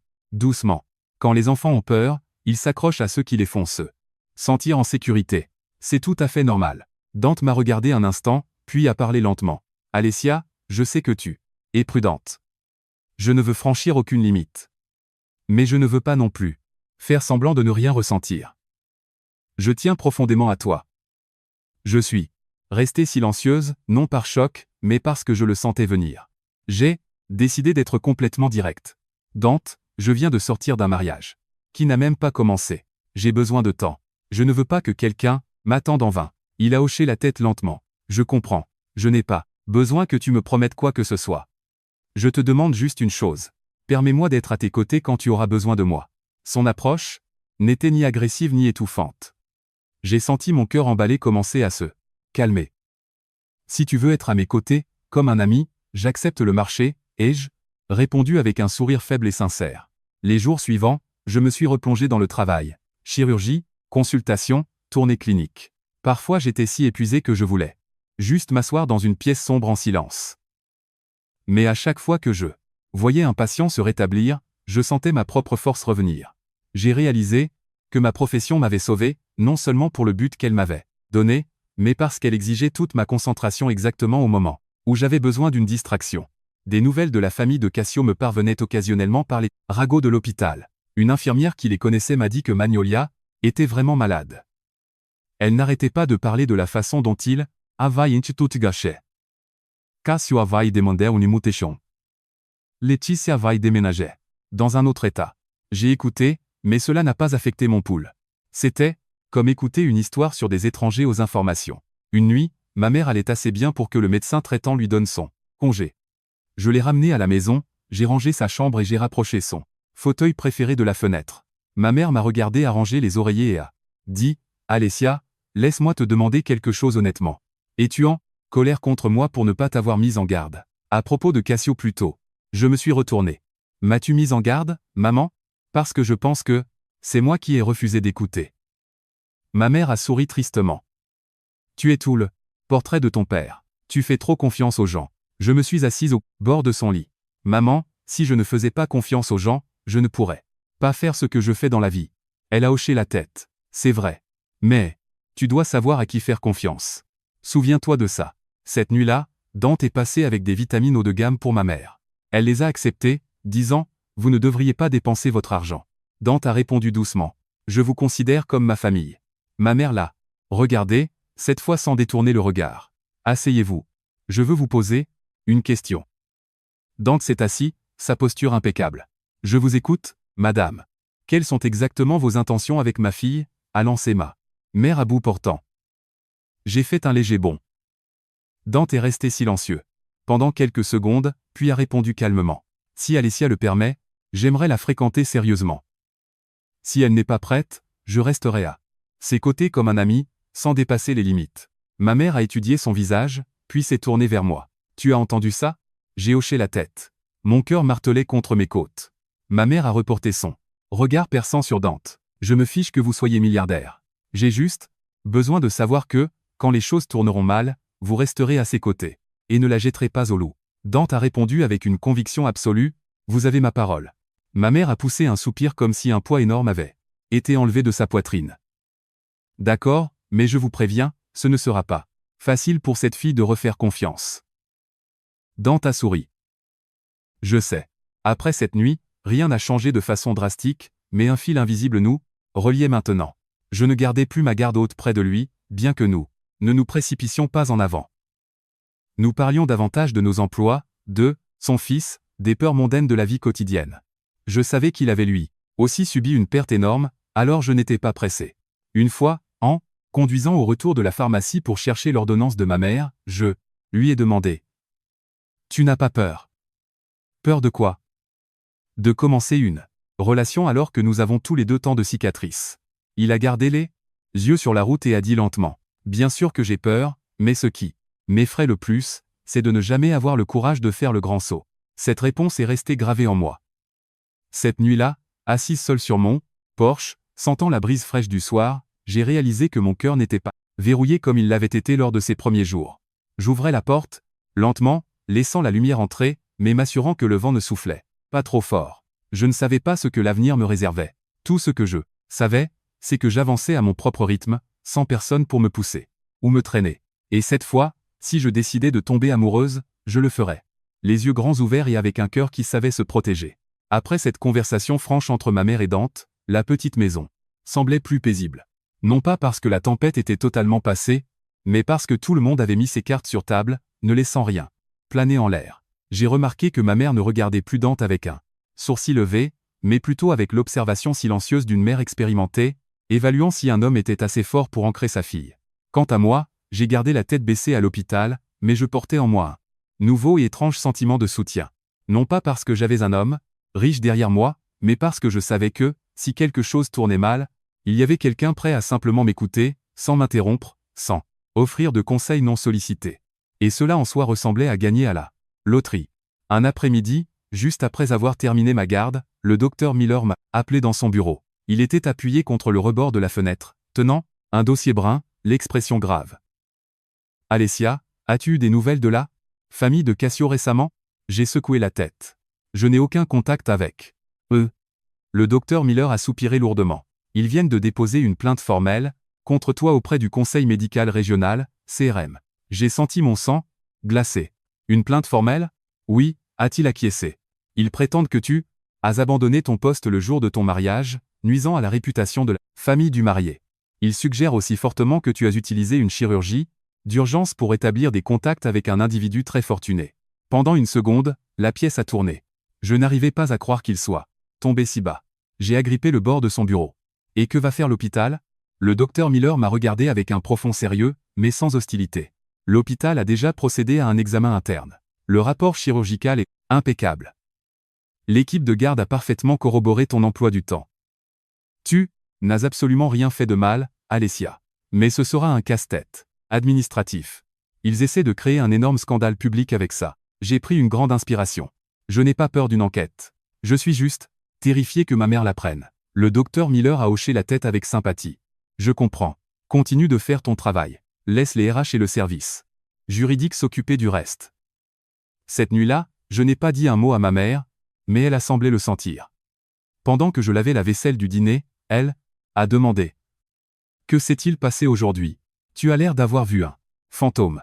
J'allais mentir, mais j'ai fini par tout lui dire. La famille de Cassio a déposé une plainte formelle à l'hôpital. Ma mère a posé sa tasse de thé et m'a regardé longuement. Que veulent-ils de plus de toi? Ils disent que j'ai ruiné l'honneur de leur famille. Ma mère a lâché un rire dur et amer. L'honneur qu'ils ont eux-mêmes traîné dans la boue en organisant un faux mariage pour sauver les apparences dans un club. J'ai séché mes mains et j'ai tenu les siennes. Je n'ai pas peur, maman. Je suis juste inquiète que tu t'inquiètes. Ma mère a tapoté ma joue. Ne me sous-estime pas, Alessia. Je suis être vieille, mais je ne suis pas si fragile que je ne puisse pas affronter ça. Si tu as fait ce qui était juste, entre dans cet hôpital la tête haute. Le lendemain, Dante l'a découvert par le docteur Miller. Il m'a appelé immédiatement. Son ton était bas, mais tranchant comme un rasoir. Alessia, ne t'inquiète pas pour ça. J'ai déjà parlé à mon équipe juridique. S'il continue à te diffamer, je témoignerai personnellement en ta faveur. Je dirai au conseil exactement ce que j'ai vu ce matin-là. Je suis resté silencieuse un instant. Tu n'as pas besoin de faire ça. Je ne veux pas t'entraîner dans ce pétrin. Dante a répondu instantanément. Tu ne m'entraînes nulle part. J'y entre, volontairement parce que tu ne mérites pas ça. Ces mots m'ont frappé en plein cœur. Je me suis souvenu de ce jour à l'entrée de l'hôtel quand il s'était planté devant moi, sans demander de contexte, demandant juste si j'allais bien. Maintenant, il faisait la même chose. Il ne demandait pas quelle manœuvre de relations publiques utiliser. Il disait simplement qu'il serait au tribunal. Quelques jours plus tard, l'hôpital a convoqué une réunion officielle. Étaient présents les chefs de département, un avocat de l'hôpital et un représentant de la famille de Cassio. C'était Fabrizio. Il s'est assis de l'autre côté de la longue table en acajou, refusant de croiser mon regard. Quand le conseil l'a pressé de donner des détails, il a tourné en rond, incapable de fournir la moindre preuve au-delà de la fierté blessée de sa mère. Je me suis assise calmement et j'ai présenté la chronologie exacte depuis le moment où mon beeper a sonné jusqu'au moment où ils m'ont bloqué physiquement. Aux portes de l'endroit. Je n'ai rien enjolivé. Je ne me suis pas plainte. J'ai juste exposé les faits absolus. Quand j'ai mentionné que Dante avait arrêté la voiture pour me remercier, Fabrizio a regardé fixement la table. Il a probablement réalisé que la rancune de sa mère avait dégénéré en quelque chose qu'il ne pouvait pas contrôler. La réunion s'est terminée par une résolution rapide et décisive. J'ai été innocenté de toute irrégularité. La plainte a été officiellement classée. En sortant de la salle de réunion, mes jambes ressemblaient à de la gélatine. Je n'étais pas euphorique. J'étais juste épuisé. C'était une bataille complètement inutile, mais que j'avais dû mener. Dante m'attendait dans le hall. Quand il m'a vu, il s'est levé. C'est fini?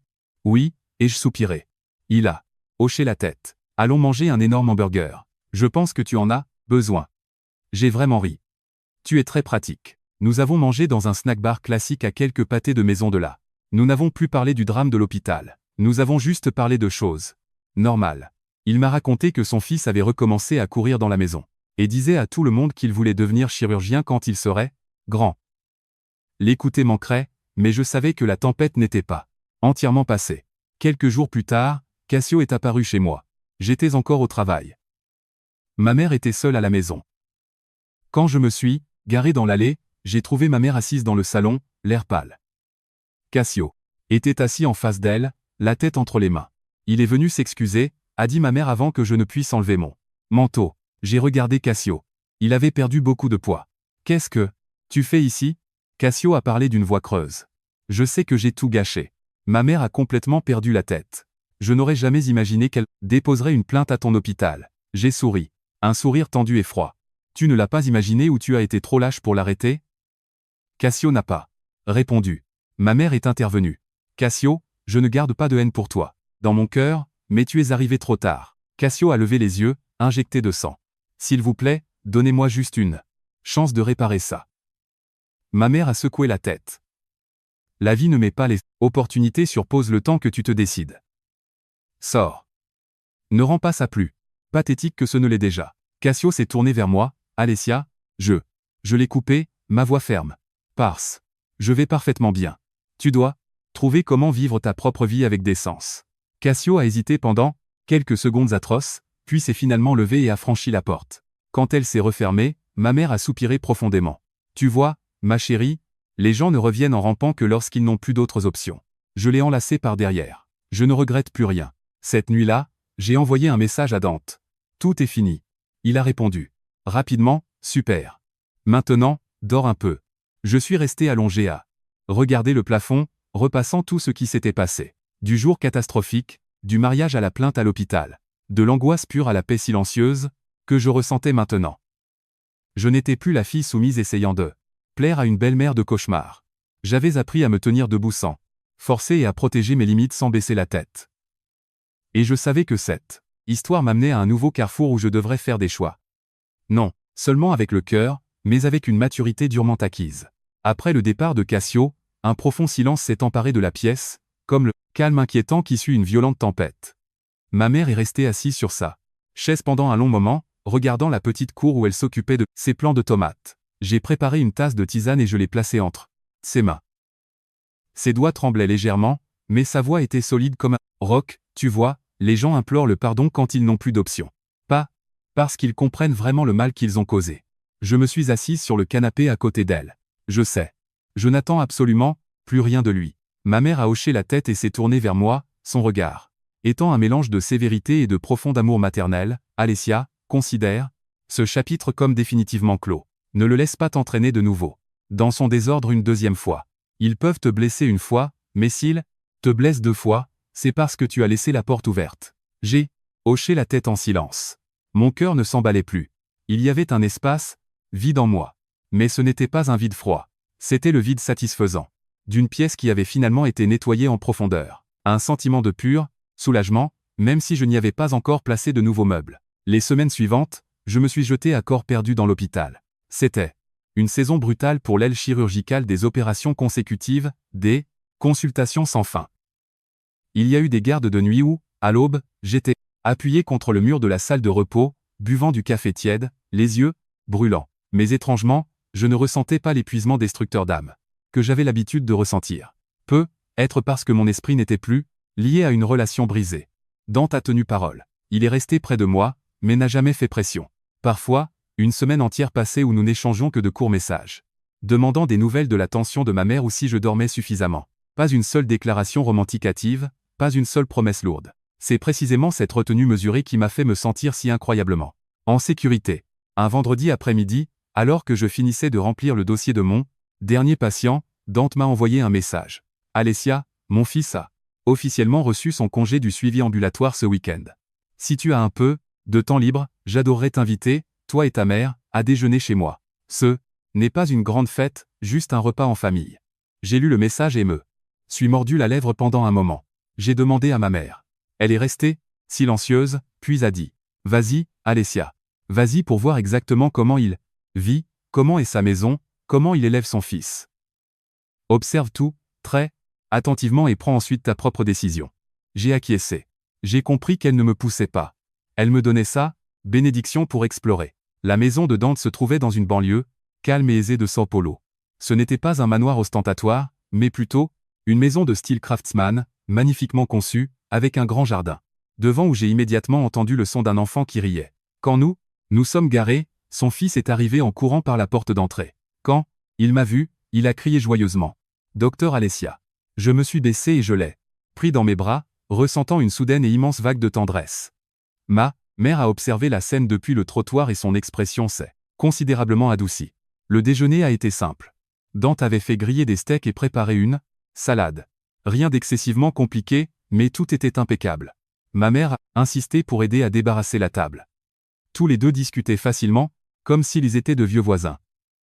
J'ai prêté une grande attention à la façon dont Dante parlait à son fils avec douceur, mais avec des limites claires et de la fermeté. Quand le garçon a fini de manger, il a pris son assiette et l'a fièrement portée à l'évier pour me montrer.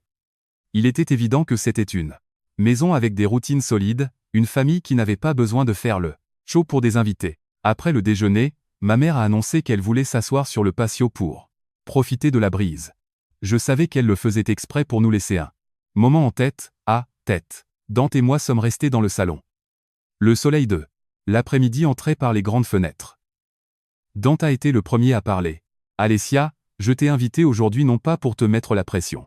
Je voulais juste que tu vois ma vraie vie pour que, quelle que soit la décision que tu la prennes en sachant exactement où tu mets les pieds. » Je les regardais. « Tu n'as pas peur que de voir tout ça puisse me faire fuir ?» Il a souri légèrement. « Bien sûr que oui, mais ce que je crains le plus, c'est de commencer quelque chose construit sur une illusion. » Sa transparence absolue m'a laissé momentanément sans voix. J'ai réalisé que, après tout ce que j'avais traversé, j'avais développé une hypersensibilité à la fausseté.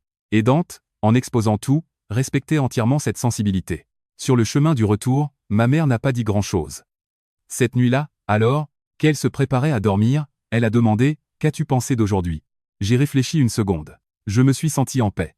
Ma mère a hoché la tête. « La paix est une chose magnifique, Alessia, mais ne te précipite pas pour ancrer toute ta vie à elle pour l'instant. Laisse le temps donner la réponse finale. » Une semaine plus tard, l'hôpital a organisé un symposium clinique régional. J'avais été sélectionné pour présenter une étude de cas sur une chirurgie traumatologique pédiatrique hautement complexe, spécifiquement la chirurgie qui m'avait mise en retard pour mon mariage. Debout au pupitre, regardant l'auditorium rempli de chirurgiens d'élite, j'ai vu le docteur Miller au premier rang, hochant la tête pour m'encourager. J'ai parlé clairement, détaillant la procédure sans perdre mon rythme. Quand j'ai terminé, la salle entière a explosé d'applaudissements. J'ai baissé légèrement la tête. Une émotion très différente m'a envahi. Ce n'était pas de l'ego. C'était de la validation. La confirmation absolue que ce matin-là j'avais fait le bon choix. À la suite du symposium, j'ai reçu une invitation à rejoindre une équipe de recherche chirurgicale spécialisée d'élite. C'était une opportunité qui consommerait encore plus de mon temps, mais qui élèverait ma trajectoire professionnelle. Je l'ai dit à ma mère. Elle a réfléchi une minute et a dit « Accepte, ma chérie. Je peux prendre soin de moi. » Je l'ai regardé, remarquant à quel point ses cheveux étaient devenus plus argentés maintenant. « Je suis terrifié de te laisser trop seul. » Ma mère a souri chaleureusement. « Je ne suis pas seul. Je t'ai, et je peux te voir construire ta vie. Je refuse d'être une encre qui te retient. » Cette nuit-là, j'ai envoyé un message à Dante au sujet du groupe de recherche. Il a répondu par une seule ligne. « Félicitations. Je savais que tu réussirais. » Il n'a pas demandé si j'étais stressé. Il ne s'est pas plaint de la façon dont cela affecterait notre temps ensemble. Juste un vote de confiance concis, solide. J'ai réalisé que le meilleur type de soutien n'a pas toujours besoin d'être sur votre dos. Il a juste besoin d'être un mur solide sur lequel vous pouvez vous appuyer quand vous êtes fatigué. Mais juste quand ma vie semblait être en croisière sur une autoroute fluide, j'ai reçu un appel d'un numéro inconnu. De l'autre côté, il y avait une voix, faible et rauque. « Magnolia. Alessia, c'est moi. Je voulais te voir. » Je me suis figé. Un cocktail soudain d'anxiété ancienne et de colère a surgi, mais est rapidement retombé. J'ai regardé ma mère assise de l'autre côté du salon. Elle ne pouvait pas entendre l'appel, mais mon visage disait tout. « Qui est-ce » a-t-elle articulé sans son. « Magnolia » ai-je chuchoté en retour. Ma mère est restée silencieuse pendant un long moment, puis a dit lentement « Tu ne leur dois rien. Mais si tu sens que tu as besoin de clore ce chapitre une dernière fois pour ta propre santé mentale, vas-y. Je ne t'en empêcherai pas. » Je suis retourné au téléphone et j'ai accepté de rencontrer Magnolia dans un café près de l'hôpital, un lieu très public en plein jour. Je n'avais pas peur, mais je refusais de me mettre dans une position vulnérable. Avant d'entrer, j'ai envoyé un message à Dante. Je règle une affaire personnelle aujourd'hui. Je risque de finir un peu tard. Il a répondu instantanément, fais ce qu'il faut. Je suis juste là. Ces mots ne rien exiger, ne rien questionner étaient toute l'armure dont j'avais besoin. Je ne savais pas si voir Magnolia allait ouvrir une ancienne blessure ou finalement la cicatriser. Tout ce que je savais, c'est que je ne laisserais plus jamais personne dicter ma valeur. Je suis arrivé à la cafétéria 10 minutes en avance. Elle se trouvait à un coin tranquille à quelques pâtés de maison de l'hôpital. Pas trop bondé, le terrain neutre parfait pour une conversation difficile. J'ai choisi une banquette près de la fenêtre et j'ai commandé un thé vert chaud. J'ai enroulé mes mains autour du gobelet en carton, sentant la chaleur, mais intérieurement, j'étais étonnamment lucide. Je ne tremblais pas comme je l'avais fait à l'extérieur du club, et je n'étais pas furieuse comme lors de l'enquête de l'hôpital. J'avais juste l'impression d'arriver au bout d'une route très longue et épuisante. Magnolia est arrivée avec quelques minutes de retard. Quand elle a franchi la porte, il m'a fallu une seconde pour reconnaître la femme qui, les mains sur les hanches, m'avait humilié publiquement. Elle paraissait fragile maintenant. Elle avait perdu du poids, ses épaules étaient tombantes et elle marchait d'un pas lent et lourd. Elle portait un gilet sombre ordinaire. Ses racines grises étaient visibles et son visage avait perdu toute son arrogance hautaine, entièrement remplacée par une profonde fatigue et de la timidité. Elle a regardé autour d'elle, m'a aperçu et s'est arrêtée. Elle a plané là un instant, avant de s'approcher de la table. Je me suis levé, non par soumission et sans essayer d'être intimidante. Je lui ai juste fait un signe de tête sec. Asseyez-vous. Magnolia s'est glissée dans le box, les mains fermement entrelacées sur ses genoux. J'ai commandé un autre thé chaud pour elle. Quand le serveur l'a apporté, elle a murmuré « Merci ». Nous sommes restés assis en silence. Pendant un long moment. L'air était lourd, mais pas explosif. Finalement, elle a brisé le silence, la voix rauque. « Est-ce que je peux encore t'appeler Alessia ?» Je l'ai regardée sans expression. « Appelez-moi comme vous voulez. » Elle a pris une inspiration profonde et tremblante. « Alessia. » Ce jour-là, j'avais horriblement tort. J'aurais dû te dire ces mots il y a longtemps. Je n'ai pas ressenti de vague de vengeance ou de soulagement immédiat. J'ai juste écouté. Magnolia a continué, la voix tremblant plus visiblement, je ne pensais pas que les choses dégénéraient de cette façon. J'avais juste cette vieille mentalité selon laquelle une belle-fille doit toujours faire passer la famille de son mari en premier. J'étais tellement habitué à cette façon de penser. J'ai pris une gorgée de mon thé. Vous étiez habitué, mais je pourrais pas survivre en vivant ainsi. Elle a hoché la tête frénétiquement, comme si elle était terrifiée à l'idée que je m'en aille. Je sais. Plus tard, quand j'ai découvert que tu opérais le fils de ce milliardaire, j'ai réalisé que si tu n'avais pas été là, ce garçon aurait pu mourir. Je l'ai regardé droit dans les yeux. Magnolia, même si je n'opérais personne d'important, même si c'était une appendicectomie de routine, je n'aurais quand même pas mérité d'être traité comme vous m'avez traité. Magnolia a baissé la tête. Une seule larme est tombée sur la table stratifiée. Je sais, je suis tellement pleine de regrets, mais sur le moment j'ai paniqué. J'étais terrifié. Parce que nos proches diraient. J'étais terrifié de perdre la face. J'ai offert un petit sourire sans humour. Vous étiez terrifié parce que des étrangers penseraient, mais vous n'avez pas eu peur de détruire la femme que vous étiez censé appeler votre fille. Ces mots l'ont finalement brisé. Elle a sorti un mouchoir de son sac, ses épaules secouées par des sanglots silencieux. Je ne lui ai pas offert de serviette. Je n'ai pas tendu la main pour la réconforter. J'avais déjà versé assez de larmes pour cette famille. Maintenant, c'était à son tour. Après quelques minutes, Magnolia s'est essuyé les yeux et a continué. « Cassio, il ne va pas bien. Il a demandé à être muté dans une succursale à l'intérieur du Minas. Il dit qu'il ne supporte plus d'être dans cette ville. Il me blâme pour tout. » J'ai écouté, mais mon cœur est resté totalement immobile. « C'est un problème entre vous et votre fils. » Elle m'a regardé avec un regard suppliant et désespéré. « Alessia, je n'oserais pas te demander de retourner avec lui. Je veux juste que tu me pardonnes. J'ai vieilli de 10 ans en ces quelques mois et, quand je m'assieds seul et que je pense à ce que j'ai fait, je réalise à quel point j'ai été incroyablement cruel. Je suis restée silencieuse.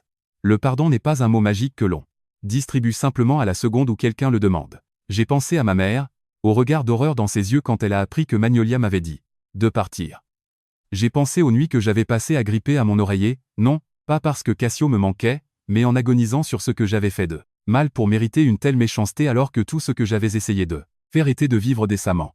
J'ai posé ma tasse sur la table et je l'ai regardé droit dans les yeux. Je ne garde pas de haine pour vous, Magnolia, mais je n'oublierai jamais non plus. Je vous pardonne pour le bien de ma propre tranquillité d'esprit, pas pour que les choses redeviennent normales. Elle a acquiescé, les larmes coulant continuellement sur son visage. Comprends. Je n'ose rien espérer de plus. Je me suis glissé hors du box. Alors considérons cette affaire comme définitivement close. À partir de maintenant, s'il vous plaît, ne me cherchez plus. Vivons simplement nos vies séparées. Magnolia s'est levée aussi, s'appuyant lourdement sur la table. Alessia, j'espère que tu trouveras un homme qui connaît vraiment ta valeur. Je l'ai regardée et j'ai fait un seul signe de tête. Je n'attends rien de moins que ça. Je suis sorti de la cafétéria et j'ai respiré profondément l'air frais. Le soleil de l'après-midi était pâle, pas aveuglant. Je me suis sentie remarquablement légère, comme si j'avais enfin lâché une valise pleine de briques que je traînais depuis des mois. Mon téléphone a vibré dans ma poche. C'était Dante. C'est fini? Oui, ai-je répondu. Tu vas bien? Je vais. Vraiment très bien. Il n'a pas demandé de détails. Il a juste dit, je suis dans le quartier. Si tu es partante, laisse-moi t'offrir un vrai café. Je n'ai pas hésité. Ça a l'air super. Nous nous sommes retrouvés dans notre café tranquille habituel. Je lui ai raconté toute la conversation avec Magnolia, sans rien omettre. Dante a écouté attentivement, sans jamais m'interrompre. Quand j'ai fini, il a juste dit une chose. Tu as géré ça à la perfection. Je l'ai regardé. Faire ce qui est juste n'est pas toujours facile. Il a hoché la tête. Non, ça ne l'est pas. Mais ça te permet de dormir avec la conscience tranquille. Ces mots m'ont fait sourire. J'ai réalisé que, quand j'étais avec lui, je n'avais pas besoin de jouer la comédie. Je n'avais pas besoin de prouver que j'étais la partenaire soumise parfaite. Je pouvais juste être Alessia. Quand je suis arrivé à la maison, ma mère était dehors en train d'arroser les tomates. Quand elle m'a vu, elle a demandé. Alors, comment s'est passée la rencontre? C'est fini. J'ai fermé le livre là, dessus. Ma mère a hoché la tête d'un air approbateur. Bien. Certaines choses dans la vie nécessitent une dernière conversation désagréable pour que tu n'aies plus jamais à en parler. Cette nuit-là, allongé dans mon lit, j'ai pensé aux montagnes russes folles de l'année écoulée. Je ne ressentais plus de colère ardente envers Magnolia, ni de chagrin persistant pour Cassio. Je ressentais juste une maturité silencieuse et solide prendre racine en moi. Discrète, mais entièrement incassable. Le lendemain, j'ai officiellement accepté le poste dans l'équipe de recherche d'élite. Le nouveau rôle allait dévorer mon emploi du temps et je savais qu'il y aurait des voyages impliqués. J'en ai parlé à Dante pendant le dîner. Il s'est contenté de sourire. On s'arrangera. Fais ce que tu as à faire. Pas de chantage affectif, pas d'ultimatum. J'ai réalisé que c'était la forme la plus élevée de respect qu'il pouvait m'offrir. Je ne savais pas exactement où allait mon avenir avec Dante, mais je savais que, à partir d'aujourd'hui, je ne traînais plus les fantômes de mon passé. J'avais fermé une porte lourde, m'assurant que toutes les nouvelles portes que j'ouvrirais seraient franchies, avec une dignité absolue. Après cette conclusion définitive avec Magnolia, ma vie est entrée dans une nouvelle phase étrange et belle. Il n'y a plus eu de tempête dramatique, mais il n'y avait pas non plus de feux d'artifice tous les jours. Tout bougeait à un rythme constant et rassurant, comme un lac le matin après un ouragan. En surface, l'eau semblait parfaitement immobile, mais en dessous, elle avait été entièrement filtrée et renouvelée. Le groupe de recherche chirurgicale a commencé la semaine suivante. J'ai été affecté à une unité de traumatologie hautement spécialisée et la pression était astronomique. Les réunions du comité s'éternisaient jusqu'à 9 heures du soir. L'analyse des données des essais cliniques fatiguait mes yeux jusqu'à ce qu'ils soient flous. Parfois, je rentrais chez moi alors que l'horizon de la ville était déjà illuminé contre le ciel sombre. Ma mère a pris l'habitude de dîner tôt et de garder une assiette enveloppée dans du papier d'aluminium dans le four pour moi. Chaque fois que je passais la porte épuisée, elle disait simplement « Lave-toi les mains et mange avant que ton estomac ne se noue ». Ces phrases maternelles incroyablement banales sont devenues mon encre vers le monde réel. Dante, pour sa part, n'a jamais interféré avec mon emploi du temps chaotique. Il se manifestait simplement avec des messages parfaitement opportuns et sans pression. Es-tu complètement morte aujourd'hui? As-tu réussi à manger de la vraie nourriture? Parfois, j'entrais dans un cas de trauma et je ne répondais pas pendant 6 heures, et il ne me l'a jamais reproché. Sa présence silencieuse et peu exigeante me faisait me sentir profondément respecté, jamais contrôlé. Un vendredi après-midi, après une conférence de morbidité et mortalité, particulièrement épuisante, le docteur Miller m'a prise à part. Alessia, le week-end prochain, l'hôpital va s'associer à une ONG pour tenir une clinique de santé rurale gratuite dans la vallée de Jequitinhonha. Nous avons besoin d'un chirurgien traumatologue solide dans l'équipe. Es-tu partante? J'ai réfléchi. Pendant un total de 3 secondes. Oui. Mettez mon nom sur la liste. Je l'ai dit à ma mère ce soir-là. Elle a simplement hoché la tête tout en remuant une casserole sur la cuisinière. Vas-y, ma chérie. Ton père avait l'habitude de faire du bénévolat pour ses voyages ruraux. Ils font du bien à l'âme. Il te rappelle pourquoi tu as fait des études de médecine en premier lieu. Le matin de notre départ, le ciel était encore noir d'encre. Le bus affrété a quitté la ville, laissant les gratte-ciel illuminés derrière lui. Je me suis assise près de la fenêtre, regardant le béton se transformer en vaste forêt et en route de montagnes sinueuses, me sentant plus légère que je ne l'avais été depuis des mois. C'était la première fois depuis le désastre du mariage que je voyageais sans avoir l'impression de fuir quelque chose. J'y allais parce que je voulais y être. Le voyage a duré 3 jours épuisants. Les conditions dans la clinique de fortune était précaire. Des fournitures limitées, des files interminables de personnes qui n'avaient pas vu de médecin depuis des années. Mais la gratitude, pure dans leurs yeux, effaçait tout l'épuisement physique que je pouvais ressentir. Le deuxième jour, une dame âgée et fragile a tenu ma main avec ses doigts cailleux et a chuchoté. « Docteur, vous avez exactement les mêmes yeux que ma défunte fille. » J'ai souri, sentant une soudaine boule dans la gorge. Cette nuit-là, pendant que le reste de l'équipe médicale dormait sur des matelas, dans le gymnase d'une école locale, je suis sorti prendre l'air frais de la montagne. Le ciel était un océan d'étoiles brillantes. Mon téléphone a vibré. C'était Dante. « Tu as réussi à grimper toute la montagne ? » « Oui, » et je souris. Dans le combiné. « C'est incroyablement silencieux ici en haut. » Il a ri, un son grave et chaleureux. Je l'imaginais. « Tu m'as toujours semblé être le genre de personne qui s'épanouit dans des endroits comme ça. » Je suis restée silencieuse. Un moment, écoutant les grillons. Puis j'ai dit quelque chose que je n'avais pas prévu de dire. « Dante, j'ai peur. » « Peur de quoi ?» a-t-il demandé instantanément, son ton passant à l'attention pure. J'ai peur de m'habituer à cette paix. J'ai peur qu'à la seconde où je serai à l'aise, le tapis soit retiré de sous mes pieds à nouveau.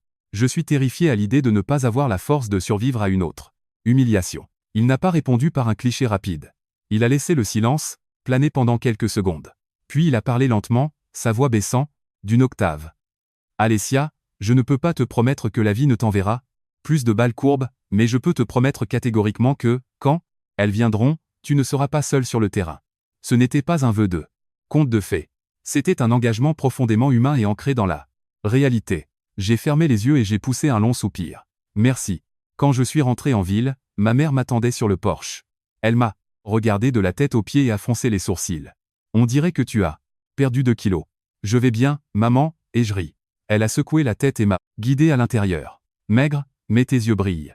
Je suppose que c'est la partie qui compte. » Cette nuit-là, pendant que je jetais mes uniformes sales dans la machine à laver, ma mère m'a appelé dans la cuisine. Elle était assise à la table, l'expression mortellement sérieuse. « Alessia, assieds-toi. Nous devons parler. » Je me suis assise. « Qu'y a-t-il, maman ? Je ne vais pas t'interdire d'aller de l'avant avec ta vie, » a-t-elle commencé, le regard intense. « Mais je veux que tu te souviennes d'une chose. Si tu choisis un homme pour passer ta vie, sois absolument certaine qu'il est quelqu'un qui ne te laissera pas te sentir seule à l'intérieur de ta propre maison. Compris ? » Je savais exactement de qui elle parlait. J'ai hoché la tête. J'ai compris, maman. Quelques semaines plus tard, Dante m'a demandé si ma mère et moi l'accompagnerions lors d'un voyage dans une petite ville de l'intérieur. C'était l'anniversaire du décès de sa défunte épouse, et il allait visiter sa tombe. J'ai hésité. C'était une ligne énorme et profondément intime à franchir. J'en ai parlé à ma mère. Elle a réfléchi longuement, sirotant son thé avant de finalement dire « Si tu y vas, vas-y simplement comme une amie qui le soutient. N'y va pas en essayant d'utiliser une autre étiquette. » Je l'ai dit explicitement à Dante. Il a immédiatement accepté. « Bien sûr, je n'essaie pas de te forcer à tenir un rôle quelconque. C'est juste que j'apprécierais la compagnie. » Le voyage s'est déroulé en silence. Sa ville natale était un village paisible et pittoresque. Le cimetière se trouvait sur une colline verdoyante surplombant des hectares de ferme. Dante est resté debout devant la pierre tombale pendant un long moment, perdu dans une conversation silencieuse. Je suis resté plusieurs mètres en arrière, lui accordant une intimité totale, l'ancrant juste par ma présence. Sur le chemin du retour vers la ville, Dante m'a regardé. « Merci d'être venu aujourd'hui. Ça a signifié le monde pour moi. »« Je comprends » ai-je répondu doucement. Et je comprenais vraiment.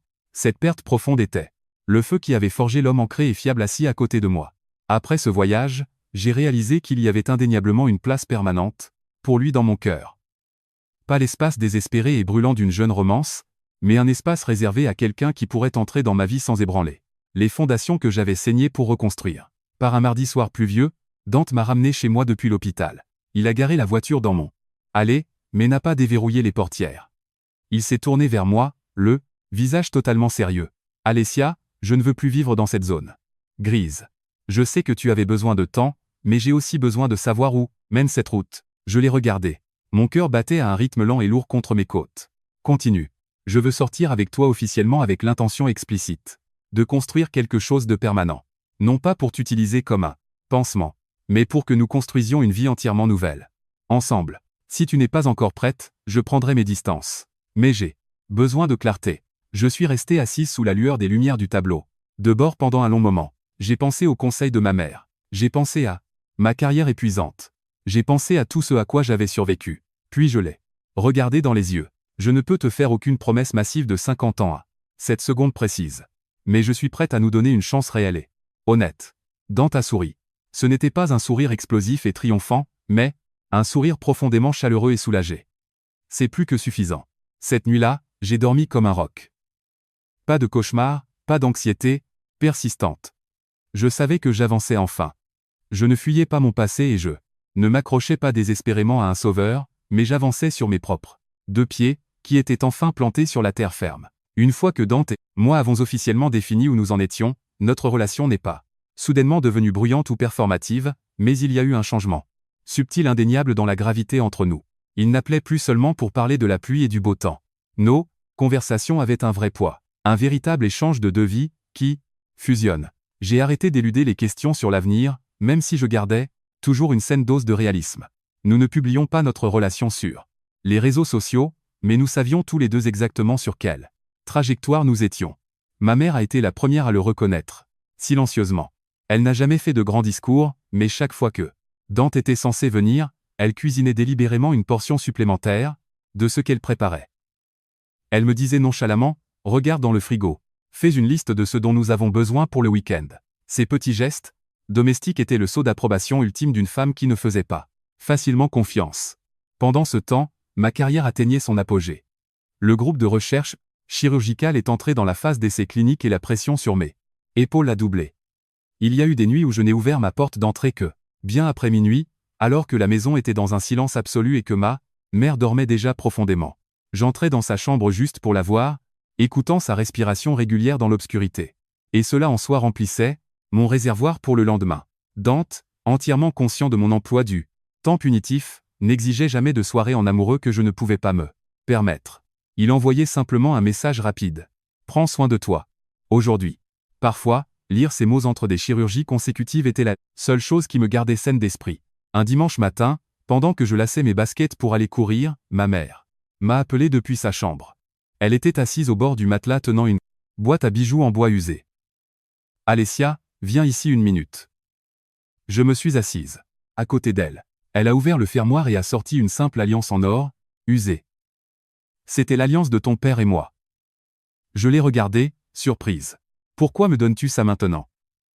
Ma mère a croisé mon regard, les yeux profonds et intensément concentrés.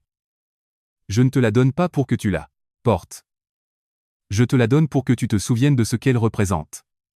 Ton père n'était pas un homme riche et il n'était certainement pas doué pour les beaux discours.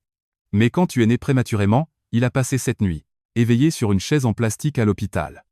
Quand je suis tombé malade, il a absolument tout laissé tomber pour prendre soin de moi. Je veux que tu regardes cette bague, et que tu te souviennes qu'un mariage n'est pas une fête. Dans un club. Un mariage, c'est savoir si la personne à côté de toi refuse ou non de quitter tes côtés quand le monde se transforme en enfer. Une boule serrée s'est formée dans ma gorge. J'ai tendu la main et j'ai fermé mes doigts sur l'or froid. Je m'en souviendrai, maman. Elle a fermé la boîte, en bois avec un claquement. Le choix t'appartient. Je te donne juste la carte. Plus tard cet après-midi-là, j'ai retrouvé Dante dans notre café préféré. Il a immédiatement remarqué que j'étais perdu dans mes pensées. « Qu'est-ce qui te passe par la tête ?» Je lui ai parlé de la bague et du discours de ma mère. Il n'a pas offert de clichés rapides. Il s'est simplement adossé et a écouté. Après une longue pause, il a demandé. « As-tu peur ?» « Oui, j'ai peur, » ai-je répondu, avec une honnêteté brutale. J'ai la terreur de faire le mauvais pari à nouveau. Dante m'a regardé d'un regard inébranlable. « Alessia, moi aussi j'ai peur. Mais je crois vraiment que si nous passons toute notre vie à refuser de marcher sur la glace parce que nous avons peur de tomber, nous passerons notre vie à ne faire que regarder depuis les gradins. » Ces paroles n'ont pas résonné comme une tactique de pression. Elles ont résonné comme une vérité partagée. Cela m'a fait sérieusement réfléchir. Quelques jours plus tard, Cassio s'est matérialisé de nulle part, mais pas pour me rencontrer. Il est allé chercher ma mère. Je me garais dans l'allée après une garde quand je l'ai vu debout sur notre porche, l'air totalement vaincu. Ma mère se tenait derrière la porte moustiquaire. Elle ne l'avait pas invité à entrer, mais elle ne lui avait pas claqué la porte au nez non plus. « Je peux juste vous parler une minute ?» a supplié Cassio. Ma mère l'a regardé, le visage impassible. « Sois bref. » Cassio a regardé ses chaussures. « Je déménage dans le Minas de façon permanente. Je voulais juste Vous dire au revoir, Donna Céleste. Ma mère a fait un seul signe de tête ferme. Où que tu ailles, agis comme un homme décent. Ne cause pas à une autre femme le genre de douleur que tu as causé ici. Cassio s'est retourné et m'a vu remonter l'allée. Ses yeux manquaient de l'énergie, désespérés et frénétiques qu'ils avaient des mois plus tôt. Ils étaient juste vides. Alessia, j'espère que tu auras une belle vie. Je me suis arrêté à quelques mètres et je lui ai fait un bref signe de tête. Toi aussi, Cassio. Il n'y a pas eu de larmes, ni de disputes criantes, ni de conclusions dramatiques. Juste deux adultes qui avaient un jour partagé une route, mais qui avaient pris des sorties vastement différentes. Cette nuit-là, j'ai mentionné nonchalamment la rencontre à Dante au téléphone. Il a simplement répondu. Si le livre est enfin fermé, alors c'est bien. J'ai réalisé à ce moment-là. Mon cœur n'avait pas manqué un seul battement quand j'avais vu Cassio. Je n'avais rien ressenti d'autre qu'une légère apathie. C'était la preuve absolue finale que le fantôme était entièrement exorcisé.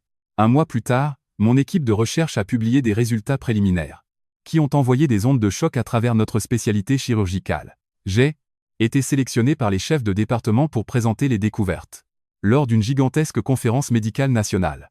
Le docteur Miller m'a appelé, dans son bureau, rayonnant. Alessia, c'est une opportunité qui définit une carrière. Ne gâche pas ça. J'étais ravi, mais une inquiétude tenace me rongeait l'esprit. Ma carrière exigeait plus de mon sang et de ma sueur que jamais, et j'étais terrifié à l'idée de négliger ma mère et Dante. Je ne voulais pas sacrifier ma famille pour un scalpel, mais je ne pouvais pas lever le pied de l'accélérateur. Dante a été le premier à aborder l'éléphant dans la pièce. Nous étions assis sur son patio arrière pendant que son fils jouait dans le jardin. Si ton travail devient encore plus intense après cette conférence, est-ce que ça va t'effrayer? J'ai regardé mes mains. Oui, mais c'est la vie que j'ai choisie. Il a tendu la main et a couvert la mienne. Je n'ai pas besoin que tu te diminues ou que tu en fasses moins. J'ai juste besoin que tu te souviennes de rentrer à la maison. Ces mots m'ont envahi comme une pluie fraîche. Ce n'est pas n'importe quel homme qui peut dire ça et le penser vraiment. Et très peu sont assez sûrs d'eux pour vivre en conséquence. Lors d'un week-end frais d'automne, Dante nous a emmenés, ma mère et moi, dans un magnifique restaurant de fruits de mer rustiques au bord de la mer. La brise, venant du port, était revigorante. L'eau était complètement sereine. À la moitié du dîner, ma mère a posé sa fourchette, nous a regardé directement et a demandé « Alors, quels sont les plans ici ?» J'ai failli m'étouffer avec mon eau. Dante n'a pas scié. Il m'a regardé, a souri, puis s'est tourné vers ma mère. Nous construisons des fondations. Nous ne voulons pas encore précipiter l'architecture. Ma mère a fait un signe de tête satisfait. Vous n'avez pas besoin de cartographier les 50 prochaines années. Vous avez juste besoin de vivre demain avec décence. Quand Dante nous a déposés à la maison, je me suis attardé un peu à la fenêtre de la voiture. Tu ressens la pression de l'interrogatoire? Il a ri aux éclats. Oui, mais c'est le bon type de pression. Je n'utilisais pas Dante comme un bouclier pour bloquer Cassio, et il ne m'utilisait pas pour combler le vide angoissant laissé par sa défunte épouse. Nous étions simplement entrés en collision au moment exact où nous étions tous les deux enfin assez mûrs pour savoir à quoi ressemble un vrai partenariat. Cette nuit-là, je me suis allongé dans mon lit en écoutant le faible son de la télévision venant de la chambre de ma mère. Elle regardait de vieux films en noir et blanc comme mon père avait l'habitude de le faire. Elle m'avait dit un jour que le vrai bonheur n'est généralement pas aveuglant.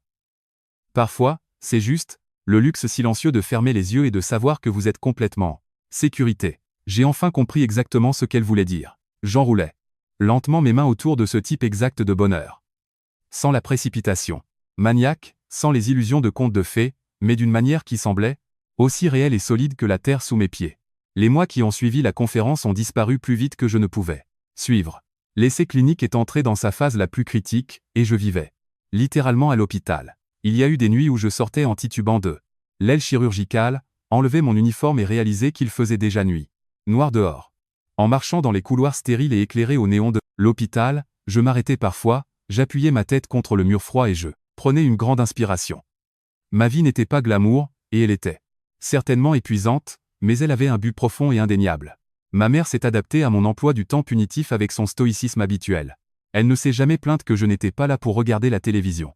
Avec elle, elle s'assurait juste qu'il y ait toujours un plat fait maison m'attendant dans le réfrigérateur. Parfois, j'arrivais à 1h du matin, je réchauffais une assiette de riz et de haricots, et je m'asseyais seul dans la cuisine silencieuse, ressentant une vague d'affection écrasante.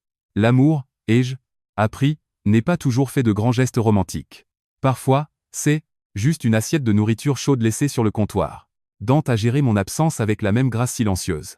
Il m'a dit un dimanche, lors d'un rare petit déjeuner ensemble, « Tu es dans les tranchées maintenant.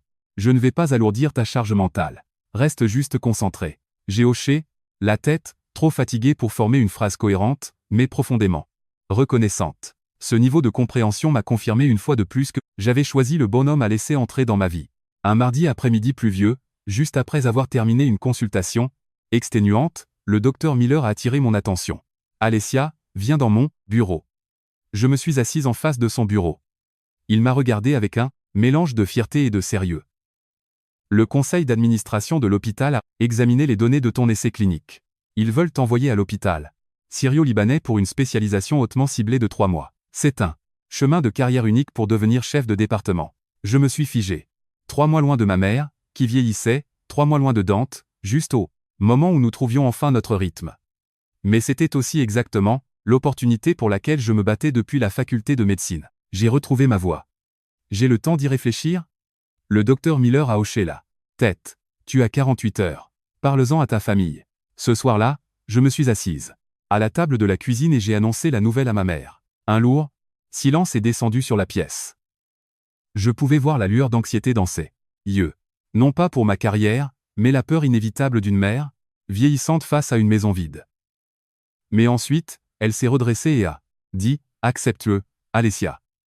De telles opportunités n'attendent personne. Je m'en sortirai parfaitement bien ici. » J'ai tendu la main sur la table et j'ai pris la sienne. « Maman, je suis terrifié de te laisser seule. » Ma mère a offert un sourire doux et résilient. « J'ai pris soin de moi-même pendant des décennies, ma fille. La seule chose dont tu devrais être terrifiée, c'est d'abandonner ton propre potentiel. » Ces mots m'ont frappé comme un train de marchandises. Je savais qu'elle mettait ses propres peurs de côté pour me dégager le chemin, exactement comme mon père avait l'habitude de le faire pour elle. Le lendemain, j'ai retrouvé Dante dans un parc tranquille près de son bureau. Nous nous sommes assis sur un banc humide pendant que les feuilles d'automne tombaient autour de nous. Quand je lui ai parlé de la spécialisation, il n'a pas eu l'air choqué et il n'a pas eu l'air en colère. Il a juste demandé « Tu veux y aller ?» « Je veux », ai-je répondu honnêtement.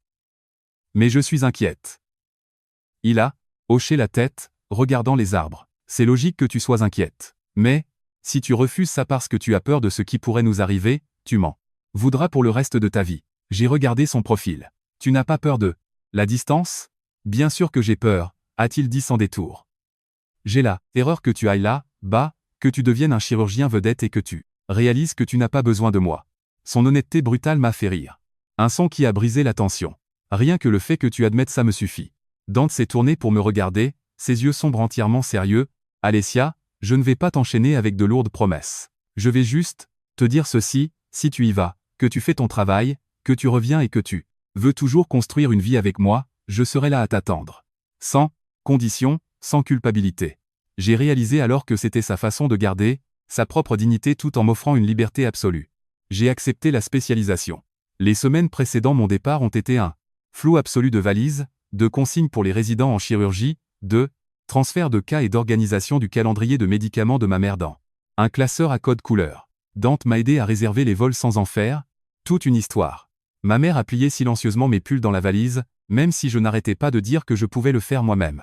La nuit précédant mon vol, ma mère et moi nous sommes assises sur le porche sous une lune pâle. Elle a enroulé un châle autour de ses épaules et a dit « Alessia, souviens-toi de ceci. Voyage assez loin pour t'ouvrir les yeux sur le monde, mais n'oublie jamais la route qui mène à la maison. » J'ai posé ma tête sur son épaule. « Je m'en souviendrai, maman. » Les 3 mois ont filé. La charge de travail était brutale, mais j'ai absorbé des techniques chirurgicales dont je ne soupçonnais même pas l'existence. Il y a eu des nuits où je me suis effondré sur le lit de mon appartement temporaire, les os me faisant mal. Mais ensuite, j'imaginais le visage stoïque de ma mère où je lisais un message de Dante et je trouvais le courage de me réveiller et de tout recommencer. Dante ne m'a pas étouffé d'appels vidéo. Il appelait tous les quelques jours avec une question simple. « Tu as survécu aux tranchées ? » Aujourd'hui, je faisais un résumé rapide et il n'insistait pas pour me garder au téléphone. Sa présence fiable et peu exigeante était l'encre qui m'empêchait de dériver au loin. Le jour où j'ai enfin repris l'avion, une pluie froide et constante lavait la ville. Quand le taxi s'est arrêté devant chez moi, ma mère était sur le porche. En la voyant, j'ai couru sur les marches et je l'ai serrée dans mes bras, ayant l'impression d'embrasser tout mon univers. Ce soir-là, Dante a frappé à la porte, tenant un modeste bouquet de fleurs. Il m'a regardé, a remarqué mon visage épuisé, et a souri. K.O. Épuisé, et je ris. Mais ça en valait totalement la peine. Il a hoché la tête. C'est tout ce qui compte. Nous nous sommes assis dans le salon et avons parlé pendant des heures. N'avions pas besoin de disséquer chaque jour des 3 derniers mois. Rien qu'en le regardant dans les yeux, je savais que la distance ne signifie rien quand quelqu'un a déjà construit une maison permanente dans votre poitrine. Plus tard, cette nuit-là, alors que Dante s'apprêtait à partir, ma mère nous a regardés. Tous les deux et a dit nonchalamment. Si vous avez tous les deux bien réfléchi à tout ça, il n'y a aucune raison de tourner autour du pot. J'ai tourné la tête, brusquement pour regarder Dante. Il a croisé mon regard avec une expression, incroyablement calme, mais chargée d'une certitude absolue. J'ai su à ce moment-là que notre histoire était enfin arrivée au point où elle exigeait une fin. Pas une fin précipitée et chaotique, mais une fin construite sur un respect indéniable. Une semaine plus tard, Dante est venu à la maison un samedi matin. Je savais qu'aujourd'hui était différent, non pas parce qu'il portait une plus belle veste, ou parce qu'il avait apporté du café, mais par le regard dans ses yeux. C'était le regard d'un homme qui avait analysé les données, pesé toutes les variables et décidé définitivement de planter son drapeau dans le sol sans l'ombre d'un doute. Ma mère a ouvert la porte, lui a jeté un coup d'œil et m'a ensuite regardé. Elle n'a pas dit un mot. Elle a juste reculé d'un pas vers la cuisine. J'ai compris qu'il y a des moments où les adultes n'ont pas besoin de narrer la scène. Ils ont juste besoin de céder la place. Dante s'est arrêté devant moi. Sa voix était profonde et ne tremblait pas. Alessia, j'ai pensé à cela sous tous les angles. Je ne veux plus faire traîner ça, et je ne veux pas te laisser dans le doute. Je veux officiellement te demander, à toi et à ta mère, la permission de t'épouser, de faire ça comme il faut. Je n'ai pas éclaté en larmes dramatiques et je n'ai pas ressenti la panique étouffante que j'avais ressentie un an auparavant. J'ai juste senti mon cœur ralentir, comme s'il s'était enfin verrouillé sur le bon rythme. J'ai regardé au-delà de lui vers ma mère dans l'encadrement de la porte de la cuisine. Elle a soutenu mon regard pendant un long moment, puis a fait un seul signe de tête solide. La décision est tienne, Alessia. J'ai reporté mon regard sur Dante. Je n'ai pas besoin d'une réception massive dans un club. Je n'ai pas besoin d'un quatuor à cordes ou d'un show pour les voisins. J'ai juste besoin d'un foyer tranquille où personne ne me laissera jamais abandonné à la porte. Dante a hoché la tête, la mâchoire ferme. Tu as ma parole, pour toujours. Notre mariage a eu lieu quelques mois plus tard. C'était si incroyablement discret que certains membres du personnel de l'hôpital en ont été sincèrement choqués. Il n'y a pas eu de grande salle de bal d'hôtel, ni de DJ bruyant. Nous avons loué un restaurant rustique, chaleureux et intime. Il n'y avait que quelques tables occupées strictement par notre famille de cœur et nos plus vrais amis. Je portais une robe ivoire simple et élégante. Ma mère s'est assise au premier rang, me serrant la main avec une force de fer. J'ai regardé autour de la salle et je n'ai pas vu un seul visage qui m'ait jamais souhaité du mal. Je n'ai ressenti aucune tristesse, aucun traumatisme persistant, juste un sentiment accablant de légèreté. Dante se tenait devant moi. Il n'a pas récité de poème ni offert de vœux. Excessivement fleuri et irréaliste. Il m'a regardé dans les yeux et a dit « Je ne suis pas doué pour faire des promesses de 50 ans, mais je te promets ceci. Tous les jours, je choisirai de rentrer à la maison pour toi. » J'ai compris la gravité absolue de cette phrase. Pour un homme qui avait perdu sa première femme, dans une tragédie, le concept de rentrer à la maison n'était pas une routine mondaine. C'était un choix délibéré et courageux. Après le mariage, je n'ai pas pris de lune de miel luxueuse d'un mois ni de congé. Je suis retourné directement à l'aile chirurgicale parce que c'était la vie pour laquelle j'avais été faite. Dante ne s'en est jamais plaint et ne me l'a jamais reproché. Il s'est habitué à ce que je passe la porte à 9 heures du soir. Il s'est habitué au bip du micro-ondes pendant que je réchauffais des restes pour la 2e fois. Parfois, j'étais tellement épuisé que je m'asseyais simplement sur la chaise de la salle à manger, regardant fixement le mur. Sans demander, Dante posait un verre d'eau glacée devant moi et reposait sa main lourde sur mon épaule. Par la suite, ma mère a emménagé dans notre maison. C'était un endroit spacieux, avec beaucoup d'espace pour nous 3 et pour le fils de Dante. Elle a gardé sa routine de se réveiller à l'aube pour arroser le jardin et commencer à préparer le dîner. Dante a commencé à l'appeler maman avec une facilité décontractée qui faisait fondre mon cœur.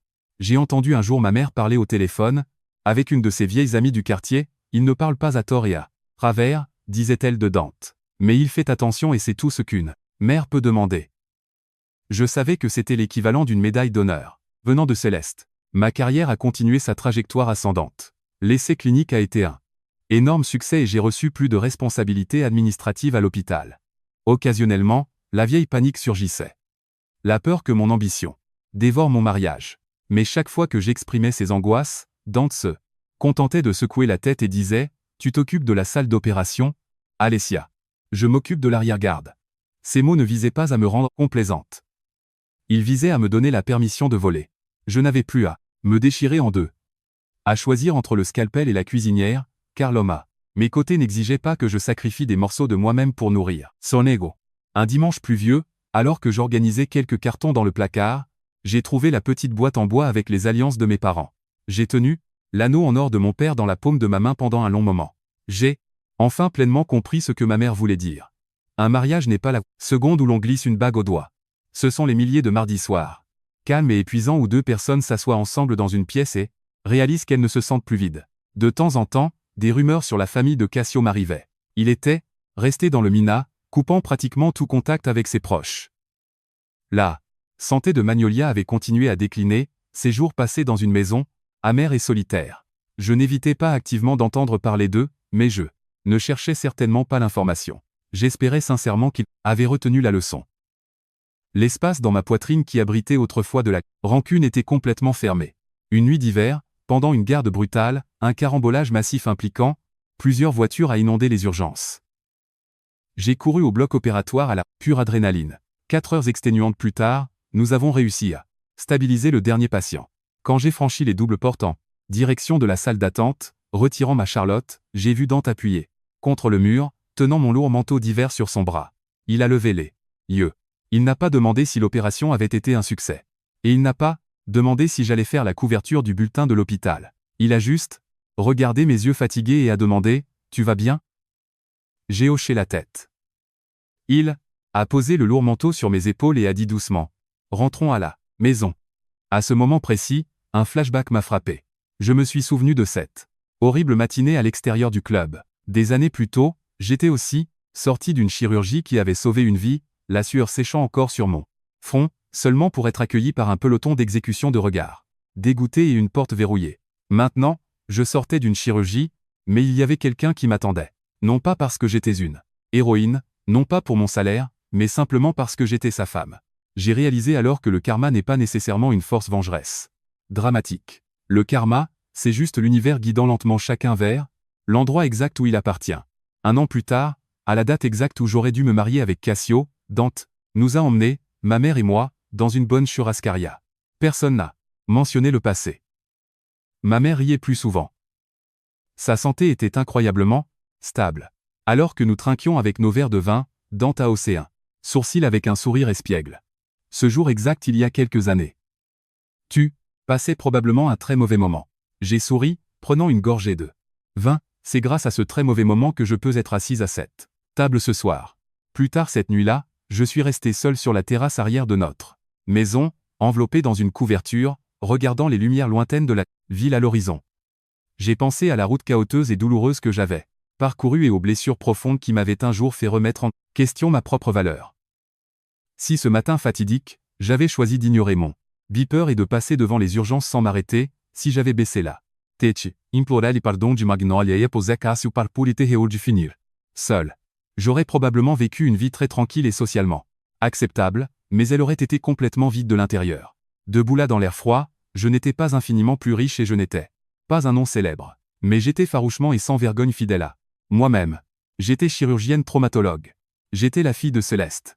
J'étais la femme de Dante. Et, par-dessus tout, j'étais Alessia, une femme qui refusait d'échanger sa conscience contre une place à la table de quelqu'un d'autre. Dante est sorti sur la terrasse, fermant la porte vitrée derrière lui. Il s'est approché et a enroulé ses bras autour de ma taille. « À quoi penses-tu ici dehors ?» À la fin, ai-je dit doucement.